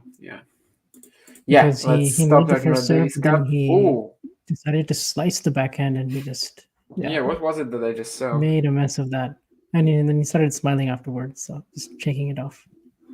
And actually, that's the kind of ball that most of the time he would just take cross court this much, right? Like he's hit many great back and cross like that. Maybe some uncertainty in his decision making coming through. Nurlan, as usual, with his bold and which I guess is not surprising. I think if you give Alcaraz one more Nurlan year, is throwing around bold and brave statements. That's not surprising. Alcaraz is getting whooped. Yeah, I don't know about whooped, but he's getting just beaten by someone who is playing more high percentage tennis right now. And that's not very surprising because he's probably the best high percentage tennis player of all time. He's probably the best player of all time in general. Yes. And he is. But that's why. That's like why, because he's just, he's just so safe a lot of the time. So there's no offense. That is true. Yeah. Like probably if I have to pick one person to play a match for me, and I just you can never be like safe betting against Novak because it's like there's just this level of certainty and safety that he brings that it's just like. Of course, it would be Novak. It's kind of sad because I would love it to be like a more balls to the wall type of player, but yeah, it would be Novak. I know, but I think actually like the last 4 or 5 years, for me at least, it's been more fun to watch Novak play because we are seeing him do some of what Federer used to do. And incorporate some of that offense into his game where it doesn't feel like he doesn't feel like he's relying as much on just his superb fitness and endurance. Depends. You're actually having to see him like. I guess we haven't seen that physical decline yet, but we've seen. I guess him improve other aspects of his game that. Oh yeah, I mean that's definitely true. But I still don't really enjoy watching him against sort of opponents that I think will be easily beaten by him. Yeah. I've actually watched all for example, if he's playing, I don't know, Roberto Carballes Baena, I probably would not watch that match. Yeah, definitely not. Whereas, I don't know. Whereas he plays Echeverry in Paris. He plays Echeverry in Paris. Yeah. I'm not gonna watch that because I don't really feel like there's any chance. In Rome, I watched it because I felt like, okay, maybe Edge actually has some sort of a shot. But in Paris, I'm not going to watch it because there's just no point in doing that. So that sort of still remains for me with Djokovic. But the funny thing is that I actually, because of my time in Dandere, I haven't been following the ATP finals as much, or at least haven't been watching the ATP finals as much. But I've actually watched all Djokovic matches. And for other players, it would be like 2 out of 4 tops. So I don't know. Maybe it's just the fact that he's had some exciting matchups with the young guys, and if he's in a tournament and he's playing Rune, Sinner, and Alcaraz, he's playing Rune, Sinner, and Alcaraz back to back. That's what we wanted out of Rome, right? We were thinking like, okay, is he actually going to be able to beat all these 3 back to back? And the answer was, well, he only had to play one of them. So actually, 2 of them. This is the 2 of them. If he beat Rune, he would have had to play 2 of them, I guess. But yes. Well, if we count Medvedev, as like one of them. Oh no, I meant I was talking about. I just meant the 3 here. Okay. Yeah.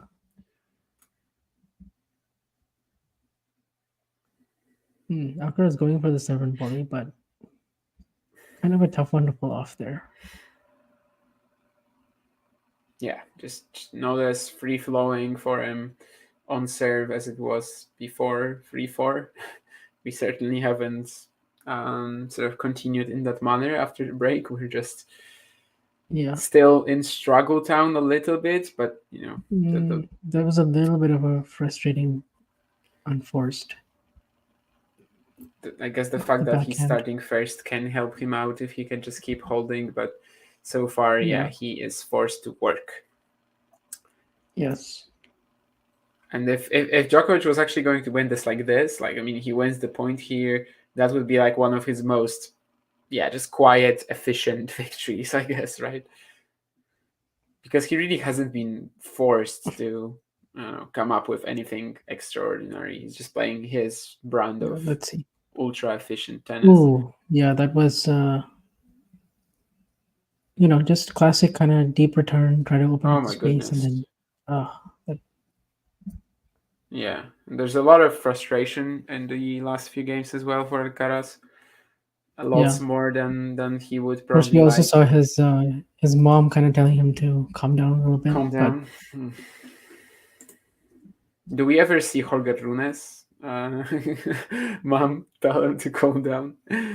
Or do we actually see her just saying, "Yes, Jorge, more, be more out there"? No, that's just a joke.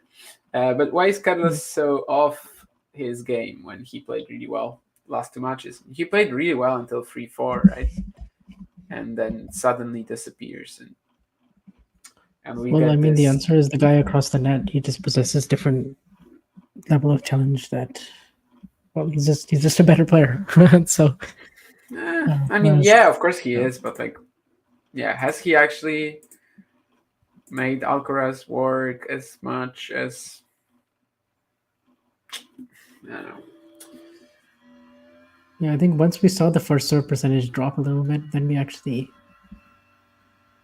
saw a few more. Barely has dropped. I mean, it's still over 80%, right?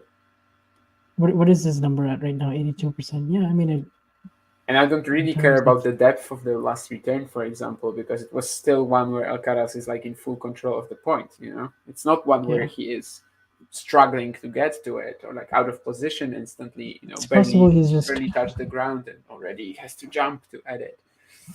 Yeah, so, I mean, Djokovic has this way of like, I don't know, instilling this doubt within you, where even though he's just not actually, even though it seems like he's just not doing much, he's just forcing you to like make a bad decision. You know what I mean? Like just he causes like this malfunction in your brain where you just, it's not even overplaying. It's just, you just end up missing shots that you just never miss, even if they're not forced. It's like,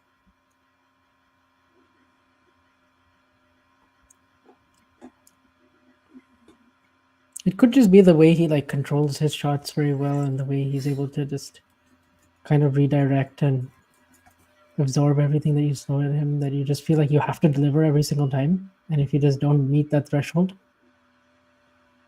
then you end up just breaking yourself, where it's like, you look back and then you're like, what has Djokovic actually done in this match so far? Like, how is not much. I mean, really. How is he winning? And so that's the thing. Yeah. That's what is so frustrating playing against him. Because you feel like you have a chance. Like if you're playing peak Roger Federer and he just hits 11 out of 10, you don't really have a chance. The match is kind of, it's on his racket, it's in his control, it's just fully dictated by him, right? But when you play someone like Novak, you're like, okay, I can, he's not gonna blow me off the court. I can hang with him here. I can put some scoreboard pressure, but then he just kills you slowly. Which is actually what Rublev said about Medvedev, but it's a painful death. It's a painful, inevitable decline from the top. Yeah. Matthew, I've just done some reading on that because I remembered some storylines regarding this, and apparently, for example, they wanted to watch at the ATP finals in 2019, and they weren't allowed in. They didn't get a visa. His father missed his US Open final because he had arrhythmia of his heart. So apparently they've had some instances where they wanted to show up, but I don't know. I honestly don't know how his parents look even. Yeah. Maybe they just don't like his tennis. They prefer someone super aggressive. They prefer Aslan Karatsev. That would be really funny.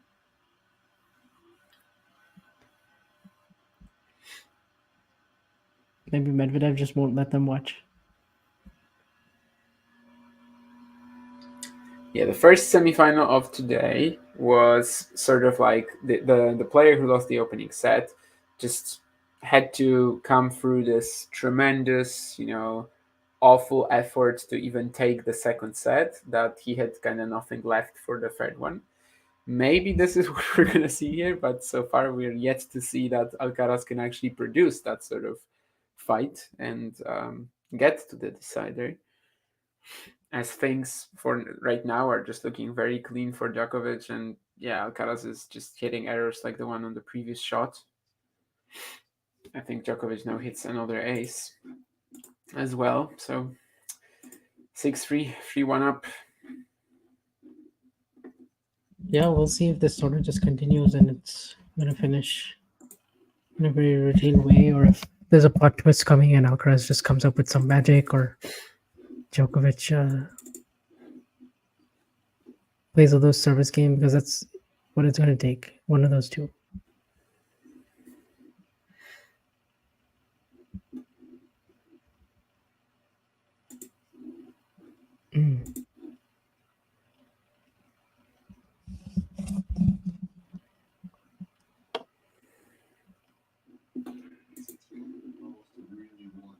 Yeah, none of that aggressive fire that we saw like in the first 3 games of the match is showing through right now from Alcaraz. He hits a couple of good shots, doesn't really follow them up with his court positioning. Everything is coming back nice, deep, pretty heavy, and eventually he cracks with this forehand down the line.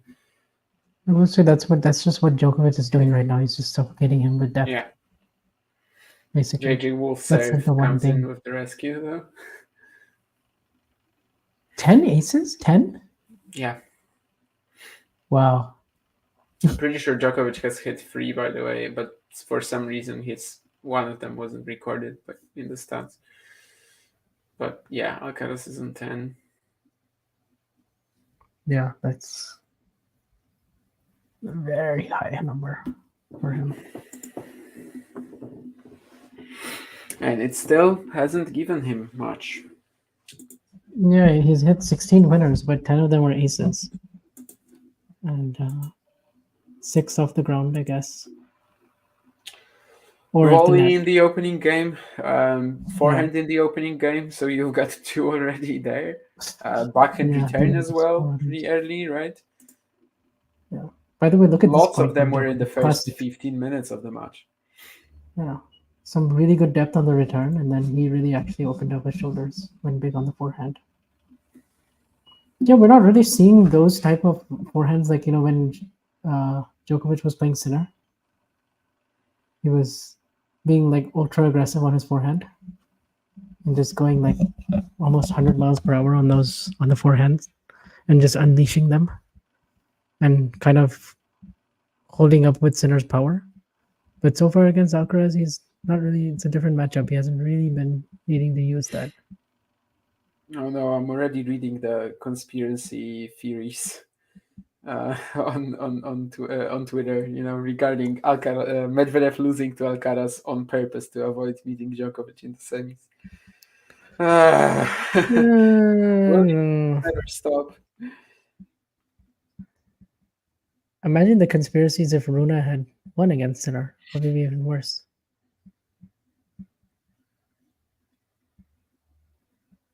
Come again?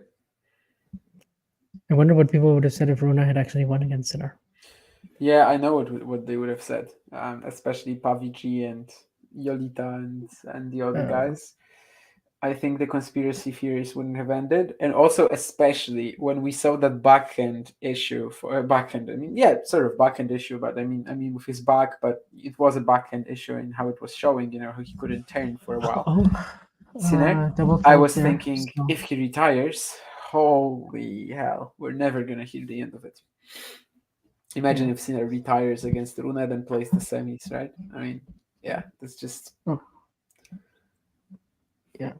It would never the end. Topic, it's break point for Djokovic again. So this is for a double break and basically essentially match point.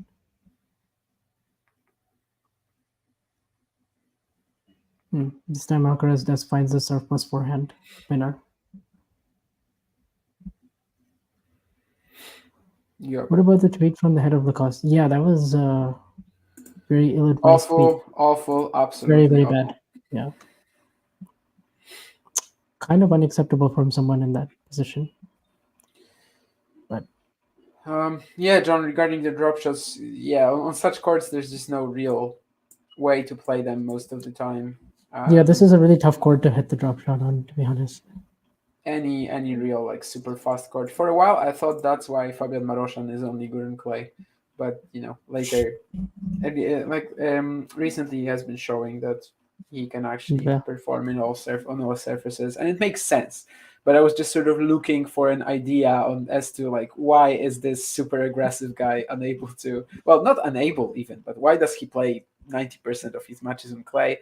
And even at the beginning of the season, he actually had a few really weak indoor and outdoor performances on hard. And I was like, how is that possible? And then I guess the drop shot is one of the explanations.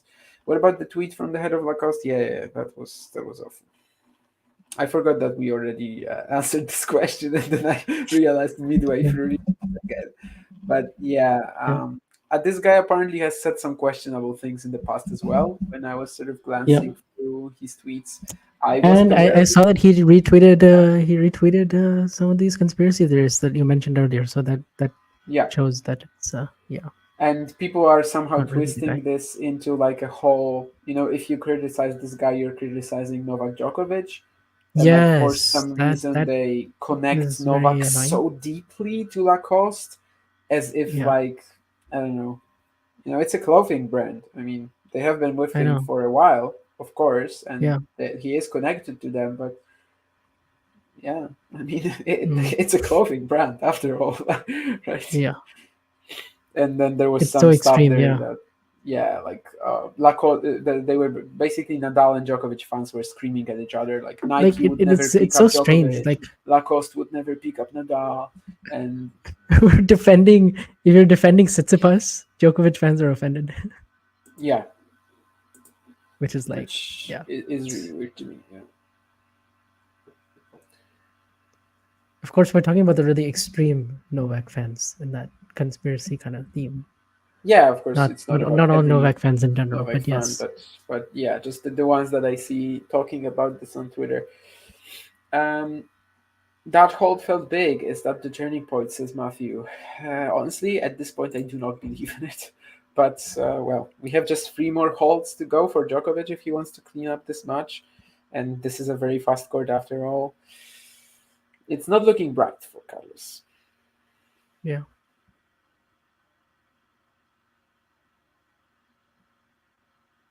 But let's see, Alcaraz has done some special things in the past, and I wouldn't put it past him to come back into this match, but he just will need a little bit of help right now, and I don't think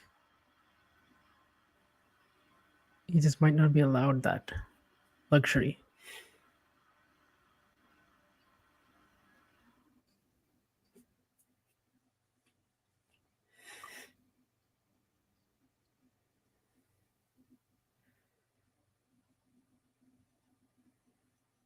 We did see him using the drop shots a little bit more against Medvedev, but not to the extent that we would see on other courts. Yeah, because it's Medvedev, right? Yes. So that's a very Medvedev-specific tactic. Yeah. You can pull it off, but most of the time there's just no real need to, because a big forehand will do exactly the same trick and probably more efficiently. So also the opponents are probably going to be closer to the baseline, right? Than on clay. So yes. That's kind of my takeaway about Medvedev, though, is his season as a whole was obviously pretty strong.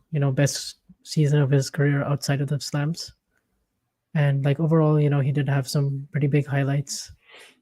But now the concern is also these other 3 guys in the top 4. They're really starting to have the upper hand when they play against him. Like obviously Novak 5 of the last 6, Alcaraz 3 of the last 4, and then the last 3 against Sinner. And also the other specific types of players who can bother Daniil when it just comes to their baseline variety, like we've seen with Korda, and then in combination with just the perfect type of tactics, which you still obviously have to execute at a pretty high level. Yeah, I think Medvedev has said it himself a few times that like you just need to be an extremely good volleyer and just be very well versed at these tactics to execute them against him. But the point is, it is very doable. And I think for Medvedev, it kind of does not matter at this stage And people will say that this is because, well, I always say that. By the way, an awesome point there from Alcaraz at 15. Yeah, the best point he's played all match. So he recovers and finds the winning forehand. Yeah. Just really good movement in defense out of the corners and eventually clawing his way back into the point. Now this could be a turning point if he ends up breaking here, of course. I mean, that rally, the amount of ground that he covered, and then this backhand slide on the stretch, and the way he was able to redirect that down the line, and then set up the big forehand. Oh, that is the points that we're used to seeing Alcaraz. That's called a steal right there. That will help that steal conversion percentage. Yeah, steal conversion. Which he definitely has a high one, both on steal and conversion, honestly. But yeah, what I was trying to say with Medvedev is that I think this season sort of just arrived, made him arrive at a stage where, like, next year, it's only really, can you win a slam? And at this point, it's not looking all that likely. And you're very right that both Alcaraz and Rune have very good skill sets to expose his playstyle, basically. I mean, expose his attributes. Whereas and Sinner some too, players in the past didn't. Sinner, he has gotten there. And we'll see how it looks in like a best of 5 match.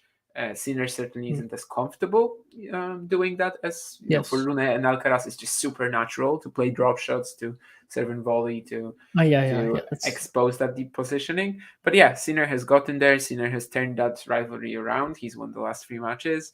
Djokovic, of course, is still very much there and never has been Medvedev has been able to get him uncomfortable a lot of the time, but in the long run, it's also not been a pleasant match for Daniil. So it's not like a few years ago when we thought that basically Thiem, Rublev, Zverev, Tsitsipas, these guys will be the biggest rivals of Medvedev for a while, at least for 2 or 3 years. And that's why we thought that Medvedev was likely going to pick up a few slams. Now, it's not looking right. I think he really How about that point from Alcaraz? Get one next year. Holy crap. And that's another one of these rallies that we were hoping for this match. Of course, both were actually won by Alcaraz in the end here, but both were excellent from both players. Yes. Able to contain some offense from Djokovic, counter, and regain the control. Finally, work the point in his favor. Inside an approach, takes the volley. No BS, let's say that.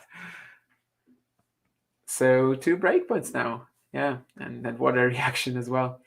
Much better than the frustration that we got from him just a couple of games ago. But of course, all will depend really on whether he is able to take these breakpoints now or not. Yeah.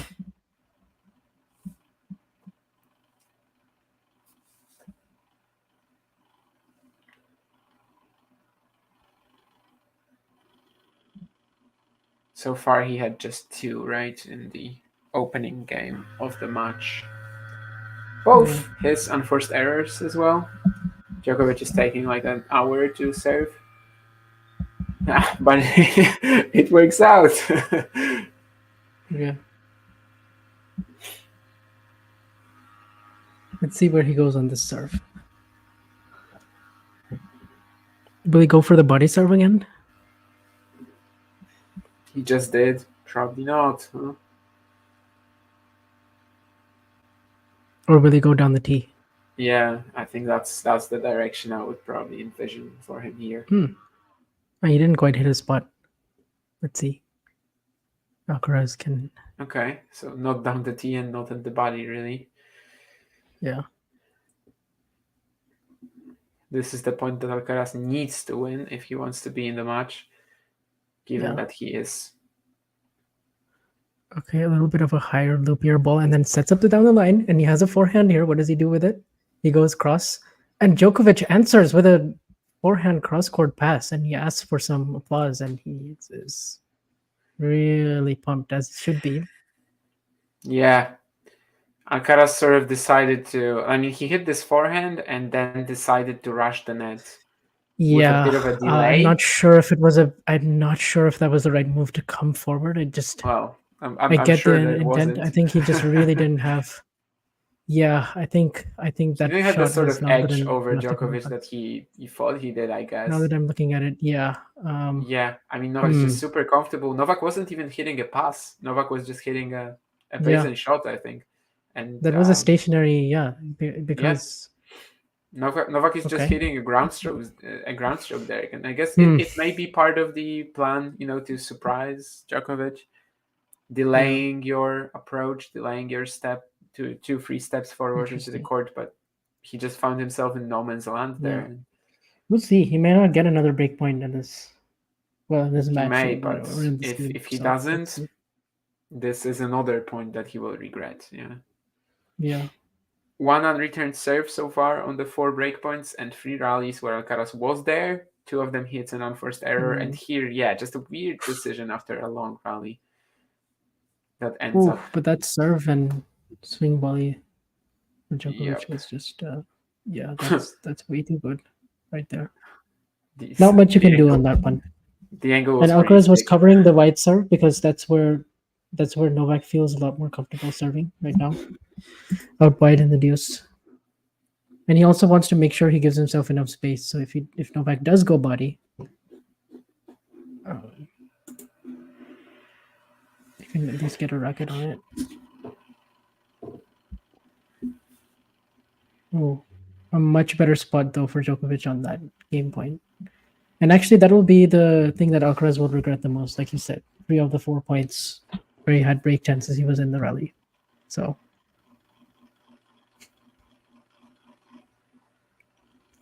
kind of an opportunity missed, because in that point where Djokovic hit that forehand cross, you felt like Alcaraz was in the ascendancy the whole time. He was the one attacking for the majority of that rally. So yeah. And that 4th one, I think especially, the fact that he plays with Djokovic, like trades with him like 10 shots. And then, just a bizarre selection, really. And not even a shot selection. I mean, bizarre positioning, I guess. Well, there is merit to it, if he actually surprised Djokovic with this and he got a clean volley off of it, we would be saying, oh my God, what a genius idea, right? But yeah. But once again, Djokovic is depth so far in this game and just forcing Alcaraz to hit these forehands either on the run or catch it late. Yeah. So this is... From suddenly we have a match again, we are suddenly in that territory again where we like, will this end in 10 minutes? And it might as well. Wow. 21 winners, 21 unforced to 11 winners, 7 unforced.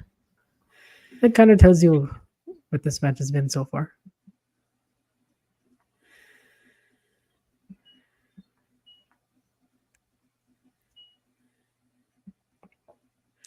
We will see, though. I struggle to believe that Djokovic is going to win this match 6-3, 6-2. But a 6-3, 6-4 is more to your... Yes, I would prefer that.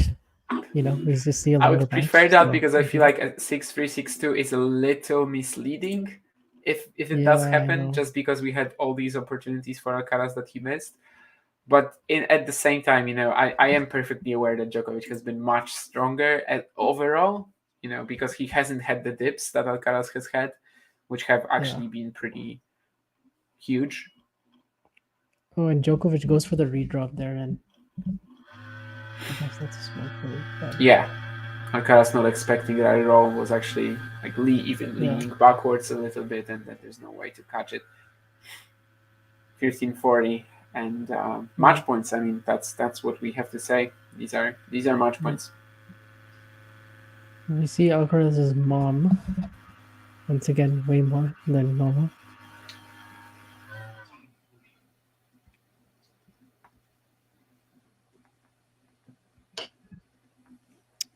A little bit of a shame if this match does end like this, Yeah. Just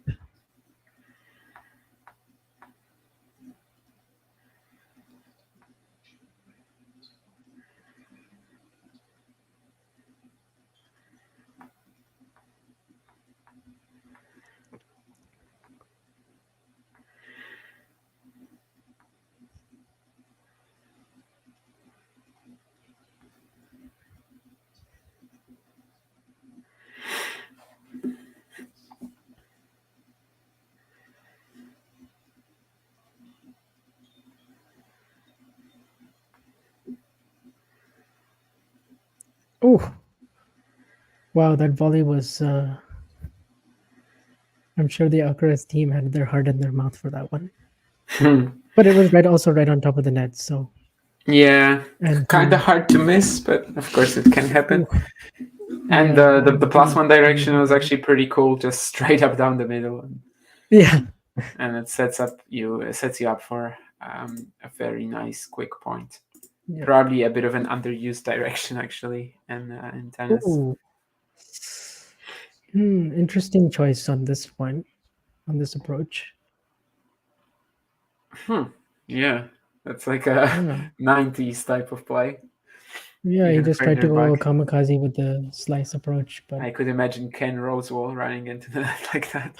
So he has a lot of these ideas and shots, but it's obviously there's a lot of ideas. Yeah, I agree, but like it's very scatterbrained, and I guess that's one of the issues for him so far in this match. Yeah. And that's also something that Djokovic does to you, right? He makes you. He does, yes. Question your choices, and he makes you come up with this weird stuff. Yeah. Which that's what I was speaking about earlier when we were just trying to figure out what is it that Djokovic has actually done in this match. Yeah. Apart from just being very solid and playing his normal game. Oh. And that's kind of what he has done, and that's a great backhand down the line. But will he convert this? What an angle as well. And Djokovic though comes up with that angle. Let's see if he can. Now we have a good rally. Yeah, that barely went goodness. In. Oh my goodness! Another. Oh, net court. Yeah. Oh man. Oh my goodness.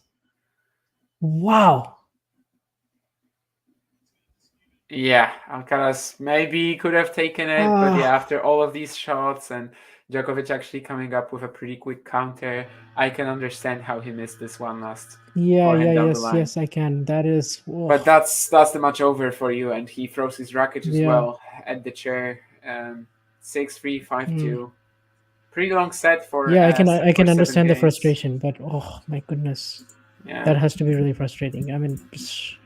Full credit to Djokovic, though. I mean, all those sliding backhands that he was countering with, and all the can understand the miss into the open court if it's the 30th shot in the rally, and if the counter is actually really good as well from Novak. Definitely, I don't know. That's amazing though that he can still tap into that. Oh.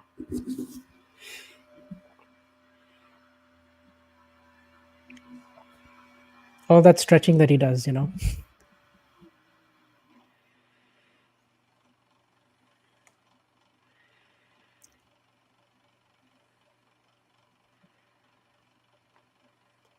In general, I don't have any issues I don't have any issues with Alcaraz's ideas and his way of approaching this match. It's just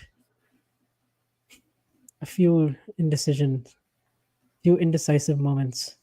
I think the score is very misleading, 6-3, 6-2. It is a little misleading. I think it would have been sort of better as a 6-3, 6-4. But yeah, what we've seen is it should be a two-setter, no tie breaks. What we've watched should be a two-setter, no tie breaks. Yes, but instead of a 3-2, this could have easily been 4 and. Yeah, I mean, Carlos takes the breakpoints in the opening game of the match. He takes the breakpoints in the fifth game of this set.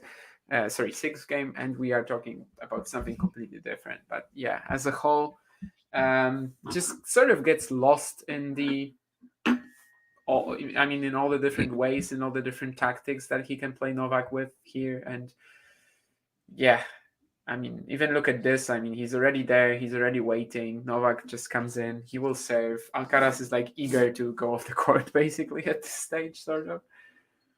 I don't know. It hasn't been an abysmal showing from Alcaraz. Definitely not. He is still serving very well, just like in the group stage. But it's certainly not as like clean and efficient as we would love to see from him here. But that's something that Djokovic does to you, as we've said a few times. Yeah.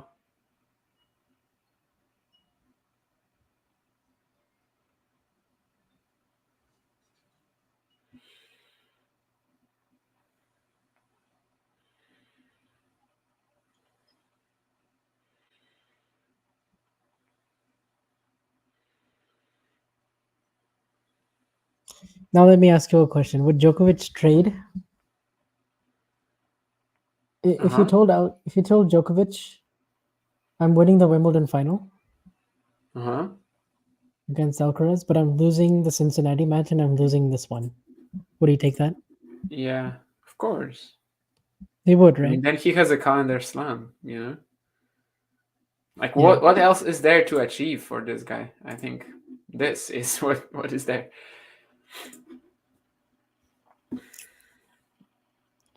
I don't think he's ever going to do it if he didn't pull it off this year. But, well, that's the same I would have said in 2021. So, who knows? Wow. This is a statement win, though.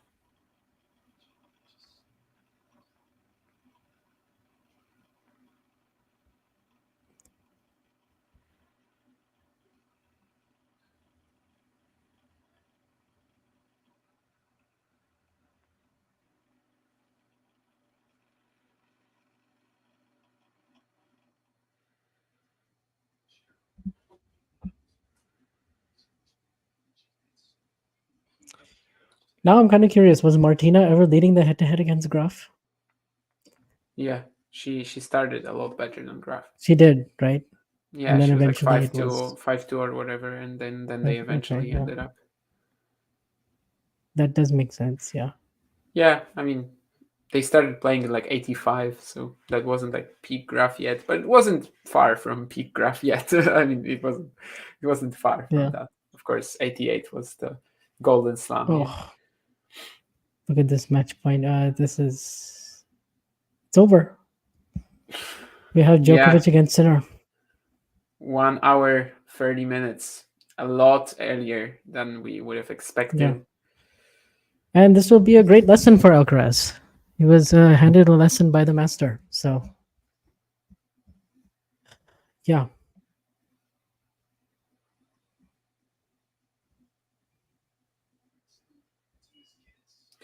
Yeah, and it's going to be a rematch of one of the best matches of 2023, just 5 days later, in fact, which is very exciting. Potentially a better final than I think Sinner Alcaraz could have been. Good, like a real big test for Sinner. As I said earlier, like I don't think that this really matters for his 2024, whether he wins this title or not all that much. Like it's not going to change my opinion that he really needs to perform at the slams, and that's like the only thing that he hasn't done.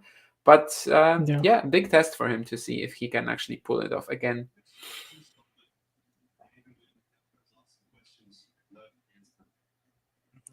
Yeah, you have to give Djokovic a lot of credit for when Alcaraz did step up his level in that 2-3 game. He really had the composure and he had the answers and he had all the counters.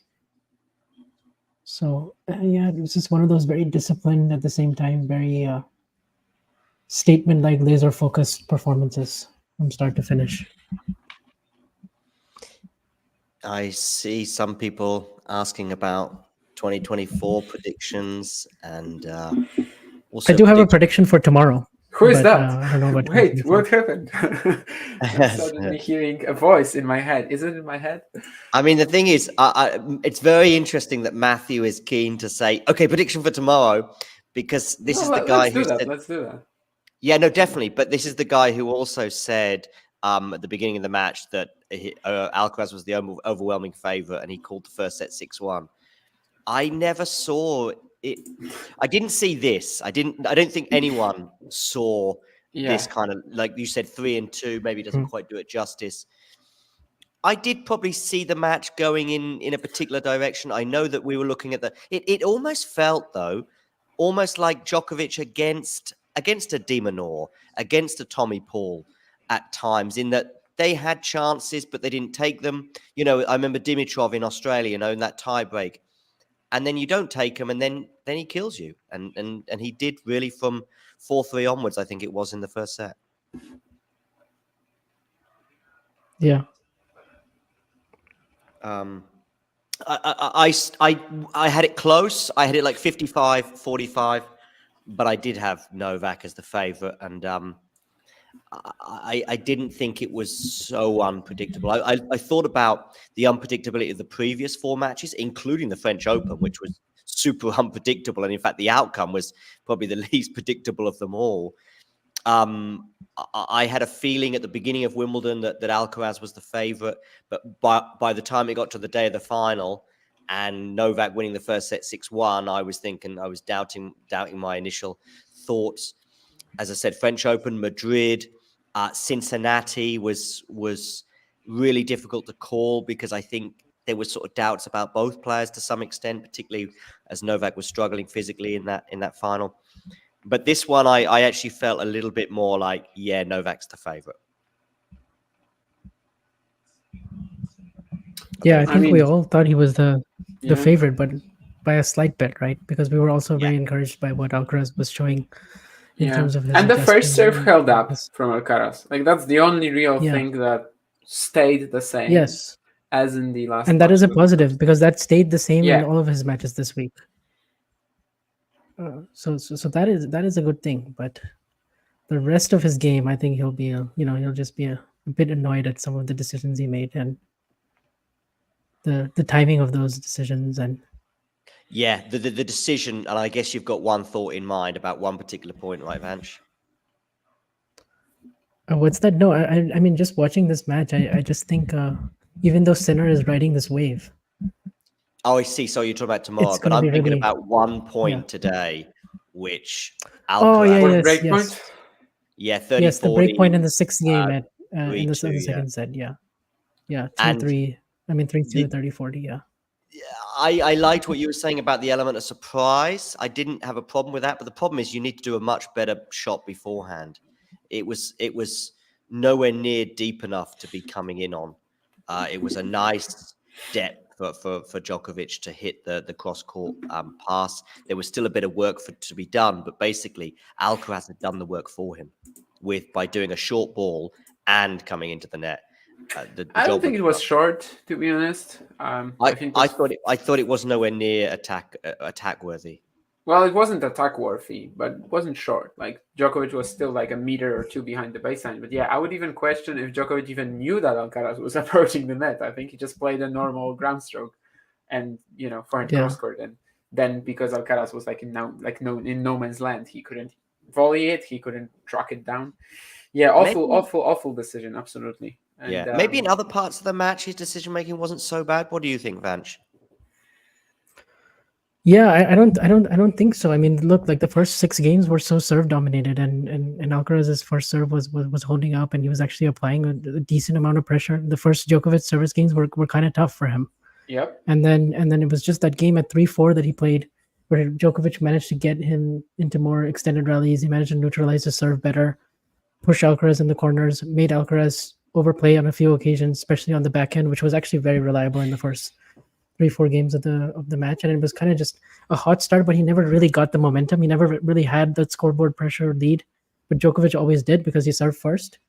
And then in the second set, when you thought things could change a little bit, he saved the first break point at 1-all, 30-40, and then once he got broken there, then it was just about saving his life so he could just keep it to one break. And then it just ended up being a beatdown. But the poor decisions were the main poor decision was that 1 point. Like that was the one really bad decision. Then there were also a few other questionable approaches, like this one slice approach that just didn't seem timely, and he had a short ball, and there was another one where he at 30-all where he went for a backhand slice, and he had a very attackable ball, but he chose to just kind of slice it and keep the ball low. I get what he was trying to do, but it just his mind was just scrambled at that point. And maybe if he doesn't play that slicer, maybe he doesn't go down 1-2 in the second set. So I think we saw a little bit of frustration from him today, right? We saw a bit of frustration with the racket throw, and that's something that's crept in. But I remember saying to people this summer when I used to see him bounce into press conferences and tell everybody how nice he is, and he's still a kid, and he kind of enjoys bouncing into the press conference. But then I did asterisk that by going, but he's just winning. All the times I saw him in the summer, he was winning. So it's easy to bounce into a press conference and be in a good mood when you're winning. But we have seen some frustration from him. Cincinnati final, we remember him punching he was punching an ice box or something. I'm not sure what. Anything to add to that, Damien? he shook it off, in the 2-3 game. Yeah. And but that was, of course, the end of the match, really, when he didn't convert it. But he was able to shake it off. He was, all jolly and bouncing up, actually, when he won these 2 great points, right, for 1540. So and at 1540, I thought, as badly as he's played, no, not badly, that's the wrong word, but as slightly below par as he had played, I thought 1540, he breaks here, and we've seen these 2 guys do unbelievable things, even to each other, that anything's possible from that 1540 moment. Could have been a classic, absolutely, if he converts that. I mean, but that was the end of the match as we knew it, and it really makes you come back to that 4th breakpoint, and that horrible decision. And people might say, you're just talking constantly about 1 point and one idea that he had, but it was so pivotal, because that was the one breakpoint when he really. Well, on 2 of them, he also was in the rally, but committed an error fairly early. There you actually have a stupidly good point, which could have set him up for a great patch of play, from that point onwards, if he breaks, right? He doesn't do that, and of course, then this is when, again, the belief, the frustration. Onwards, the belief had gone, and he got broken again. Yeah. And that's kudos to Novak. He gets what he wanted. He gets that rematch with Sinner. He will be desperate to beat him because he lost to him in the group stage. Will he actually do it? Yeah. Who the hell knows? And that's what makes tomorrow's match so exciting. I do think I have been thinking it, and I know it's kind of a cliche and a classic and a Twitter trope, but I have been thinking ever since that scenario was there when Novak could have gone out and Sinner. I just thought, I can see a Sinner Djokovic final, and I would go into that with Djokovic as the favorite, despite what we saw 4 days ago. I guess. I think I have to give the edge to Djokovic tomorrow. I really do. Yeah, me too. I just don't. Because of what we've been watching for the last 20 years, albeit not 20 years in Sinner's case, because I wasn't watching Sinner when he was 1 year old, or however old he is. Is he 22 now? Yeah, 22. So I'm not sure how good he was with a racket at the age of, say, 3, but you know what I mean. With Djokovic, we've seen almost 20 years of, certainly 15 years anyway, of performing on the big occasion, and maybe tomorrow the crowd, in a way, and the home thing might end up different in the group stage, second match, inspiring. Maybe that expectation and the Carota boys and the media and the thousands of people that have been, that Mario was telling me, and the millions of people watching on TV, and the expectation aligned with the fact that Novak doesn't give a flying proverbial about that. Yeah. Could just as well tip it in, because we might look at that as being something in I nearly said in Mario's favor, no, in Yannick's favor, but I'm not sure if that's going to be enough to carry him over tomorrow. Yeah, I think all of those outside factors that we're saying are really boosting Sinner and helping him play some of his best tennis, because the question going into this week was actually will he be able to, will the tennis be able to hold up and miss all of that? Will it end up, he's just so cool, calm, and collected in every way that you always thought there's a good chance he would deal with it well, but you just didn't know, you just didn't. This is the first time he's actually playing not as an alternate, and he does actually have all this expectations, and people are actually picking him to win the title even before the event started.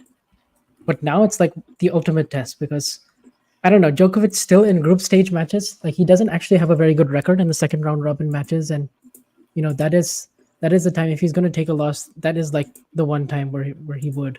But also, I do acknowledge Sinner played unbelievable to win that match, unbelievable, and that was a very good version of Djokovic too. It was, Djokovic played some of the best tennis he can play, and Sinner just totally outplayed him especially in the third set tiebreak. So it was one of those team type matches where he completely took it, and it was all on his racket in the end. But I don't know, tomorrow I just think it's going to come back crashing down to earth. I still think we'll get a good match. I think the Sinner dream will kind of live on. He'll have his moments. It'll be decently tight. It'll be more competitive than this match that we just saw, for sure. I think I'm expecting that much, but I just struggle to see how Djokovic can lose twice in the same week against the same player and Sinner, and just not be super motivated now. And then also with Davis Cup coming up. He's not going to want to mail this match in at some point, you know. There's also a couple of other things. If I said to you right now, one of the finalists is going to, in the third set, start struggling physically, which one is it? Yeah, it's Yannick. It's Yannick. It's Yannick. And It's listen, Sinner for sure. Yeah.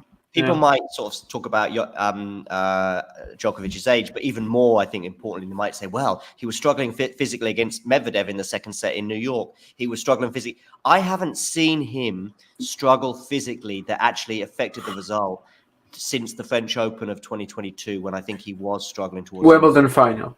He throws away the third set, basically, because he's struggling physically. Okay. And, like, he's had these dips. But... yeah, most of the time he ends up winning anyway. But of course, the fifth set he was more or less okay. Yeah, by the fifth set and by the fourth he was okay. But he's had like these little dips for sure. Yeah, and of course in that set we also had like a ridiculous 27-minute game. Yeah, so, yeah, it was like a 1 hour 6-1. I had to take a breather just from watching it. Never mind participating in it. But yeah, so I think that even if you just sort of look at other factors that could determine the outcome. I'm not saying that physical will be a thing, although Sinner has had a more physical match today. Oh, by the way, I heard you talking about conspiracy theories. I heard people getting angry, or I saw people getting angry on Twitter that Djokovic was playing the night match today. And I'm thinking, what's going on there? And it's like, oh, but then Novak had a day off compared to Alcaraz. But let's be honest, this should never happen because there shouldn't be a day and night match. When the semifinals are held on the same day and the final is supposed to be held yesterday, they should always be back to back. It's like ridiculous. 6 hours and 30 minutes between one semifinal and the other. It's just the most obvious nonsense. I think Paris Bercy doesn't back to back, right? Paris Bercy's back to back. I guess they in most events it is always back to back. That is probably, I agree with Damien. Incredibly I think unfair. It's incredibly unfair. And the only real reason for it is the cash grab. Because if you put two doubles, let's say, early on, then two singles, no one is going to buy the tickets for the doubles. So it cannot be two different sessions then. It can only be one huge ticket, and they don't want to do that because they want to sell twice as many. Wouldn't you have to put the other doubles on now? You can put them, both in the afternoon, both singles semifinals in the evening. I don't see your issue with that. But then you wouldn't sell. Oh, I see. Put both singles matches. So play both doubles matches and then play both singles matches. Or the other way around. Yeah, whatever. Four on the same center. That's the way it's start fair. with the doubles. That's the way it's fair. In doubles, it's not a problem really because doubles is so much less taxing, right? And no one really plays ATP finals singles and doubles. Like it hasn't really happened in ages. I mean, the main issue would be that it would go to 1 a.m. or something like that, which is very possible. Why? I mean, you can start at 12:30. I'm saying right now that the main issue is that this 9 p.m. match, they could easily be punching each other till 1 o'clock in the morning. Although one thing compared to Paris is that I think the match tomorrow is traditionally about 7 or 8 o'clock, isn't it, in the evening, as opposed to it's not an afternoon match. It's a night, or at least last year it was definitely nighttime, like 7, 8 o'clock. Nito ATP finals schedule. We are at 6 p.m. Yeah, 6 p.m. local time. Yeah. Okay, so it's a bit earlier than I thought. So at least it's somewhere in the evening. Yeah, that's fine. Of course, I'm actually going to be back, I think, home by 6 p.m. So that's good for me as well. I think I'm actually going to be more or less precisely home at 6 p.m. because I also have to drive back from Gdańsk after I fly. But basically, it's just ridiculously unfair. I was just thinking about this on the court in there today that like Sinner and Medvedev have just finished a 3-hour match, and it's 4 hours before Djokovic and Alcaraz even get onto the court. It's just a ridiculous decision that has, like, the players are not, the consideration about the players' health, the match itself, the quality of the game, that it doesn't play into it at all. It's only really the cash grab and the fact that they want to sell more tickets than they would the other way around. That is possible, Matthew. That is possible. And I think it may have helped him on Wednesday or whenever they play Tuesday. I just don't know if it'll be decisive enough tomorrow. Derek here as well is excited about 2024 with the generational stuff. Somebody asked earlier on, by the way, and I found quite an easy answer to this, was like, could Sinner be world number one next year? And my answer to that was probably not, because he'll probably have to win 2 Grand Slams to do so. And he's never, well, I'm not even sure he can win one, not yet anyway, because we haven't seen it. And to probably get to number one, he's going to have to be good across 3, 4, 5 surfaces and different conditions that I'm not convinced by him on grass, and I'm not even sure about him on clay anymore. Number one next year is kind of optimistic, I think. I mean, could it happen? Yes. Less than 10% though, chance. Yeah, I don't really see number one as a realistic goal next year. No. But like number 2, number 3, sure. That could happen. It happens, it happens, But it'll be as a consequence of winning at least 1 Grand Slam, which will be the the thing. Yeah. Most of the time you need to do it unless you're Marcelo Rios, yeah. I guess he must have crept up or for slowly. a long while, Caroline Wozniacki. Indeed, yeah, almost as long as some of the rallies that she would get involved in. Anyway, any final thoughts either on today's match, or any thoughts ahead of Sinner and Novak tomorrow? What's going to be the main thing? Aren't we doing early Grand Slam 2024? We can. We'll do that in a second. We'll go crazy on that in a second. But just before we do, any final thoughts, particularly on maybe tomorrow's match now? Any where's it going to be won and lost? I think we're all sort of going towards Novak in a sort of 60-40 ballpark area. Where could Novak lose it or Yannick win it, by the way? Oh, Yannick, by the way, has only lost his serve twice, I think, in the whole tournament. Correct me if I'm wrong. And against Novak... One against Novak, one against Lune. Exactly. And that's it. Yeah. That's it. That's it. I suppose so, yeah. And he basically went 3 hours against Novak. It might have been 2.5 against Novak without losing his serve. I think it was 3, yeah. Yeah, and he didn't lose his serve. And he was up. It wasn't until he was up a break in the third. I don't know. We'll never know if it was a psychological thing. But if it was like, it did seem a bit coincidental that he'd gone so long without losing his serve. And then suddenly when the finish line was in sight and on his racket and that he was a serve up, that's when he lost it. So that's certainly something, if he could go 2 or 3 hours tomorrow without losing his serve, then he probably wins the match. I guess I'll start and just quickly say that to me, it's simply like Sinner. It's Sinner who has to execute his game again at like this crazy level, and find all the risky shots. And Djokovic just very much can play like this super efficient, defensive, maybe let's say counter-punching tennis that he played today, and maybe it will be enough, especially if there's some tiredness and mental fatigue for Sinner, which there very well could be. So, like, in that sense, I think the pressure is on Sinner to keep this up, whereas we know that Djokovic will. Djokovic can easily play as well as he did tomorrow, because it's just like his 80% game, it seems. Like, he was never really truly forced to step out of his comfort zone today, whereas, Sinner all week, he has been playing, his best stuff, basically, like his 100% peak game. And, that's the only reason why I'm sort of tempted to side with Djokovic again, just because it seems to me that he went with Djokovic toe to toe for 3 hours and prevailed one time, but I'm not positive that this is going to happen again. I think it's slightly more likely than actually Djokovic gets him with like a just more composed, collected performance, and Sinner, has a few weaker games this time. But I would love to see another 3-hour classic. It would be beautiful if we got that. Recently, I guess we had Federer Djokovic 2015, for example. Like, both matches were straight sets, right? We didn't quite get that sort of a rematch when it was later on. It didn't feel that big. ATP Finals final. I off the top of my head, I can't remember the last sort of classic. Yeah, maybe I mean, there was like Tsitsipas team. Medvedev, Tsitsipas team and a Medvedev team, but they didn't feel as big as this does. So I'm hoping for this one to be really like stay with us.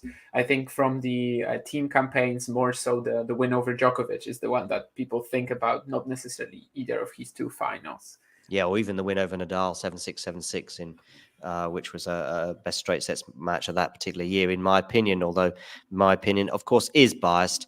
Although Nadal was on the wrong end of it, but I just thought there was a sensational straight sets match.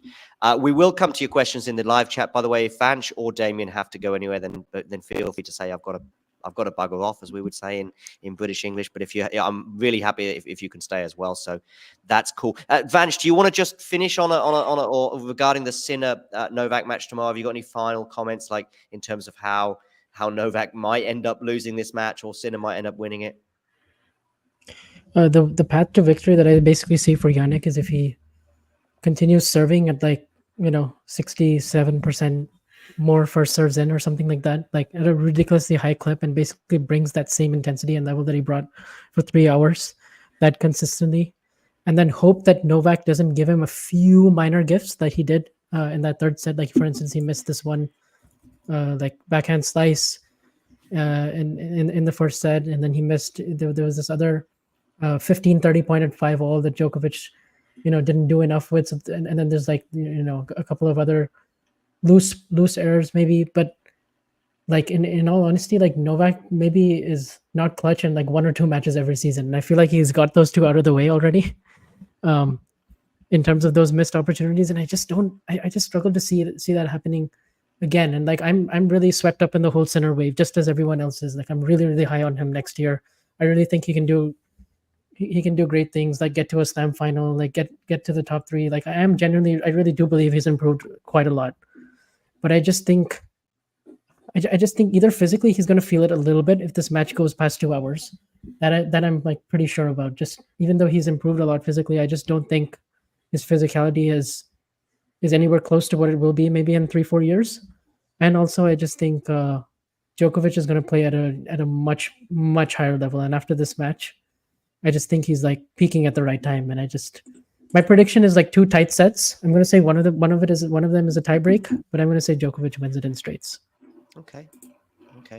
I'll go something like Novak in 3 sets, but as Damien says, it's all about really, and I do get it, it's about our level of confidence in the outcome.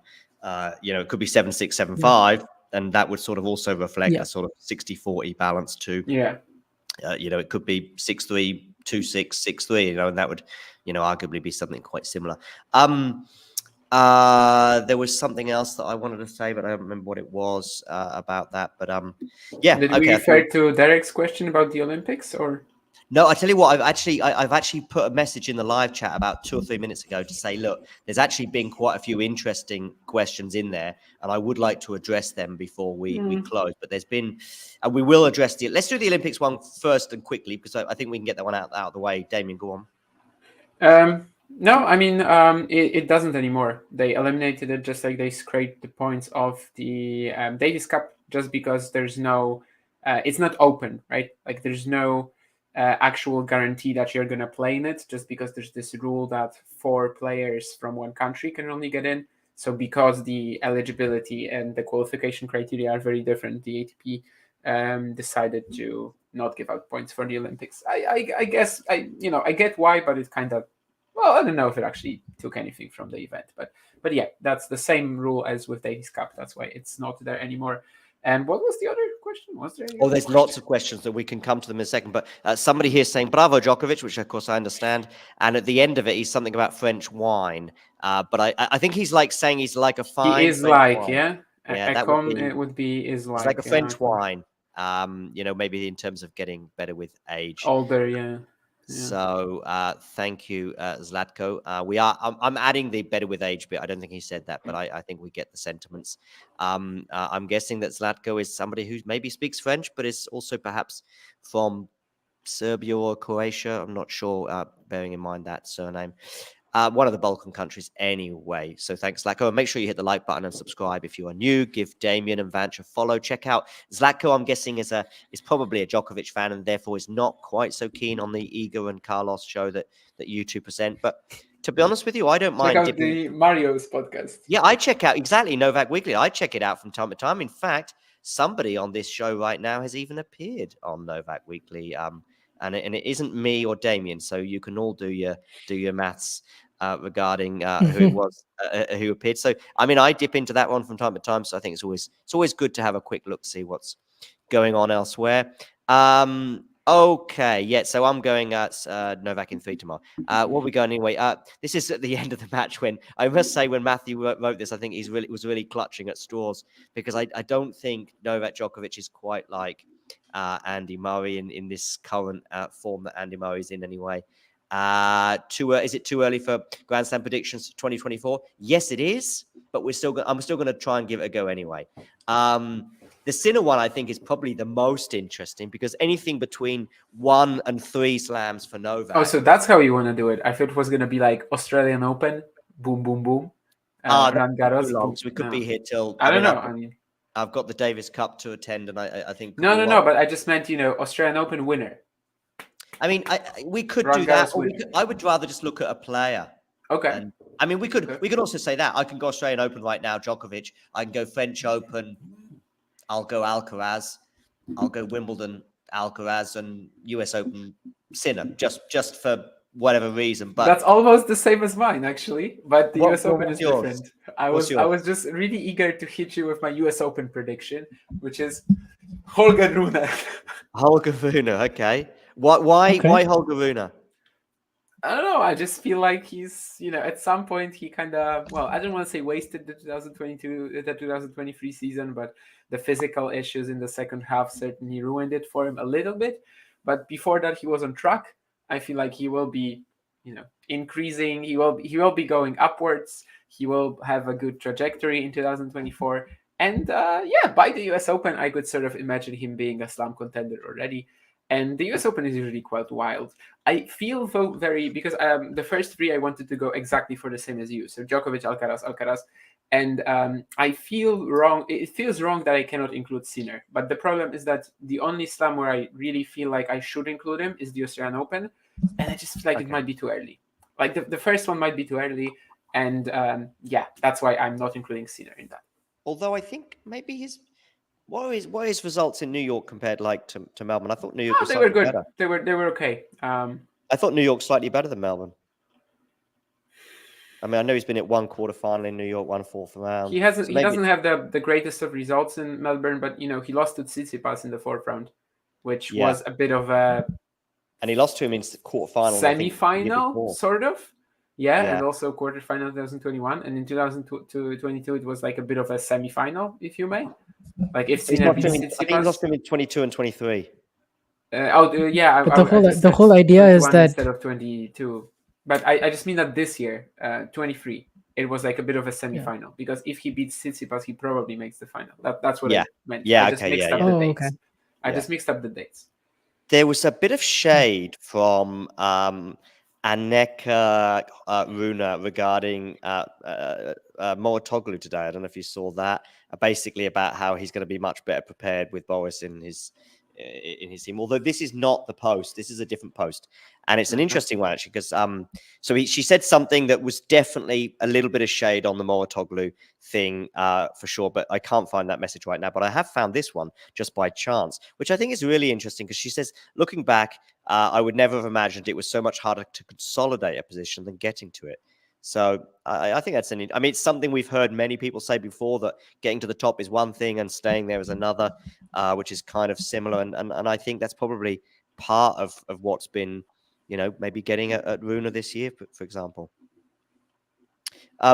Anyway, the 4 slams next year, Vance, are you going to be crazy enough to participate in this trivial game?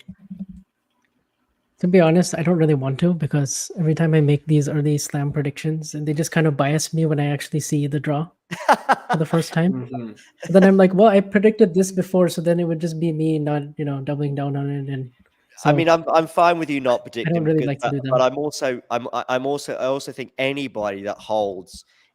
Although actually, no, Leah, let's hold Damien to that Holger Rune prediction, just because I don't think it'll happen. So that'd be funny. But generally. Yeah. Listen, if you go into a tournament and you say Matajan has got a chance of beating Alcaraz, for example, or you say, I think Sabalenka's going to win the Australian Open, then you can float on that for a little while. I think right now, even Australia, I think it's still a bit of fun, really. Although Australia is probably a little bit less fun because I think most of us will go Novak. When there's a slam and there's a draw already in front of you, it's only fun, and it's like BS, completely. Exactly. I don't care about predicting like the whole slams. That's why I'm fine doing this right now, because I'm not going to be influenced by that at all next year, because I just don't, usually the predictions before the slams, I just do them sitting on the toilet, really. So I don't care, and I'm just out there clicking, that's literally what I do. So I don't really give a damn, because so many things happen in a draw. Like you pick this guy to get to the fourth round and play a certain player, but you sort of decide the result based on that matchup, whereas that player might not get to the fourth round at all, right? That the other guy, let's say, I don't know, you see a Sinner. Who is also Vanch? I don't take much stock in. Doesn't get there. I don't take a huge amount of stock in predictions. Like in terms of somebody's expertise, it's something, it's interesting, it's fun. I know people that do fantasy football, for example, who are really good at it, but they would have no idea how to manage a football team or even give expertise on a show, even as lame as this one. But and I think even less so. If Holger Rune wins the US Open next year, I'm not giving Damien any points at all for that prediction, because it's just no. Actually, now that you said that you're gonna hold me, remember. Well, I just want it to be a win-win for me and a lose-lose for you. Rune US Open, if it happens, you have to mention that. But the other ones, I don't really care for. But the Rune US Open, I feel like it's more. It's more exciting to come up with like a bold prediction for the next year. Like what is precisely. Yeah, Novak Australia. We're all gonna say not. Novak Australia. Yeah, exactly, and no one cares about that. Yeah. But Holger US Open. But Sinner US Open, I like that pick. I like the Sinner US Open pick. I could see that happening. That's also not as bold, honestly, at the moment. Not as bold, because but if someone is going to pick Sinner, but Vanch likes it. Let Damien let Vanch like it. He's allowed to like my. I definitely I'm allowing Vanch to like it. I'm just saying it's not as bold as Rune US Open. No. It's not. I mean, I could go stricter. I don't know. It's just slams on the men's side just haven't been like welcoming to bold predictions like in 20 years. It's just not been. But like if you think like I don't know, someone like I don't know, Fabian Marozsan is going to crack the top 10 next year. Now I'm here for it. Like that's no, that's not my prediction. Though, no. I will definitely get to this. There's so many questions coming in. What's that about Mickelson? Oh, okay. Sorry, I'm thinking of the golfer. Sorry. Oh yeah. But I want to do them in the order that I've sort of got them on. So I will get to that one in a second, Matthew. Any other thing? Oh, okay. Just one other thing on the Grand Slam or 2024 thoughts is I think this is a bit like more sensible. It's sort of like, do we see this person going on to have a better year? I think Holger Rune for me hopefully will kick on from where he is, but I probably said that a year ago and it didn't happen. Also, I would suggest, and I'm guessing it kind of happened. I will lie on it this did. The first half of the year he was definitely first half of the year. Yeah. Didn't win 1,000 this year, but he was threatening to win. He had 2 finals in the clay season, right? And one of them he only lost because he was dead, physically spent from the semi. Yeah. Still think that the physical issues are probably bigger for him this year than they were last, but yes, fair enough. Anything else? For example, I don't see Novak winning 3 slams, but again, I guess that's not the boldest prediction. I also see, and this is also just, I see players like Norrie and Ruud as having their day, and that they will probably just end between 10 and 20, and that may be where they finish every season for the rest of their career, almost. 11 and 20, let's say. 11 and 20, yeah. And what else? Fritz is probably Fritz and Tiafoe, and maybe Sebi Korda to a lesser extent, but Fritz and Tiafoe, I think it's a big year for them. Big year. Do they reestablish themselves, or reestablishing is maybe with Tiafoe is the wrong word, but he was knocking at the door, if you like, in New York in last year. This year, I just never quite had the same level of faith in him. Fritz, I was a little bit disappointed by Tiafoe's season as a whole. Yeah. Like now that I'm looking back, I don't think he had any signature Stuttgart wins. Struff. Yeah. Yes. Yeah, he had the 2 titles and he made the US Open quarter, but I don't know. It's just US it was a Open little tournament underwhelming. didn't feel anything like it did last year, though. I know it was semi-finals last year. Yeah. But think about the performances he had against Rafa and even in defeat against 2022, he actually could have won it. Like, he really could have won it. He legit could have won the tournament. Yeah, he was playing that well. Yeah. And yet I don't know what to say with him regarding compared to Cam Norrie and Casper Ruud, where I'm like, yeah, with him, he could be 7th in the world this time next year, or he could be 27th. Yeah, maybe 7th is a bit optimistic, but you know, he is desperate to win a Grand Slam, but of course that doesn't necessarily mean he will. I think out of these, only Korda will like go up, like seriously go up. You think Fritz? Okay, let me ask you guys this: amongst the top 8 that's here right now, how many of these players are going to be back here in the top and playing in Turin next year? Like at least 5 or 6 of them. We had this question with someone. Again, right? We had this question with someone. Was it you, Vansh? Someone asked this to us in the chat. Maybe it was with Mario on the ATP Weekly. Someone literally asked us at the ATP Weekly exactly this question, and it was super hard to find anyone who would crash out. Yeah, because like I expect Tsitsipas, Medvedev, and Zverev all to be there. I expect Rune, Sinner, and Alcaraz to all be there, and I expect Djokovic to be there. So it's really just one spot that I'm like for instance, like Rublev. Is he going to do it again? That would be quite an achievement, 5 years in a row. But I heard Damien say to you yesterday, I think, Vanch, I was listening to the podcast today from last night. I turned it into a sort of an audio podcast. I was listening to it whilst jogging, by the way. And somebody said to me last night, I said to somebody last night, I said, oh, yeah, I go jogging. I'm quite sporty. And they had they didn't believe me. I'm like, doesn't this look like a sporty body to you? And they were like, no. Anyway, I was listening to you two. On my jog today. Yeah, I know what I said. Yeah. And exactly about Rublev. And I thought, yeah, makes sense. Probably that's the question mark. Yeah. Yeah, but I actually said that you kind of can't imagine the ATP finals without him. You can't imagine the ATP top 8 without him, because he is just so damn consistent. Yeah. And yes. Yeah, it's hard to find that weak spot in the top 8, basically. Let me think about it. So Djokovic will be there. Alcaraz will be there. Medvedev, Sinner. Who's 5 in the world, or who was 5 in the race? Tsitsipas, Rublev, right? Rublev. Rublev, yeah. I mean, Rublev is 5 right now, but yeah. And then it's Holger Rune, and who am I missing? Zverev and Tsitsipas. I mean, Zverev could drop. I mean, Zverev could be anywhere between 4 and 14th in a year from now. Yeah, I don't see him such dropping. A weak first half of the season, right? Because of the first half of the year. Yeah, he was still trying to regain his form. But I just don't know. I don't know if we may never see, and it might not just be the injury. It might just been that was his moment to strike, that 2022 period when he beats Alcaraz in the quarters and then obviously plays Rafa in the semis. It is something that I've thought about, and I'm not sure we've seen the level of consistency he had. Of course, he was in the Madrid final that year. He's somebody who's, more adept on clay than he is on grass. And maybe there was slightly less. He was also in the French Open semi-finals the year before, 5 sets against Tsitsipas in 2021. And I don't know if we'll ever get. It might not just be his level. Maybe his level is close to what it was, but eventually he's going to run into Djokovic or now Alcaraz and probably soon. Yeah, Sinner. But as we saw this year, this doesn't matter, right? I mean, he still made the top 8. And right. But I just in terms of making the top 8, he'll do enough throughout the whole year that he'll. I think so too. There, right? Yeah. I think so too. Listen, we're not going to get the same 8.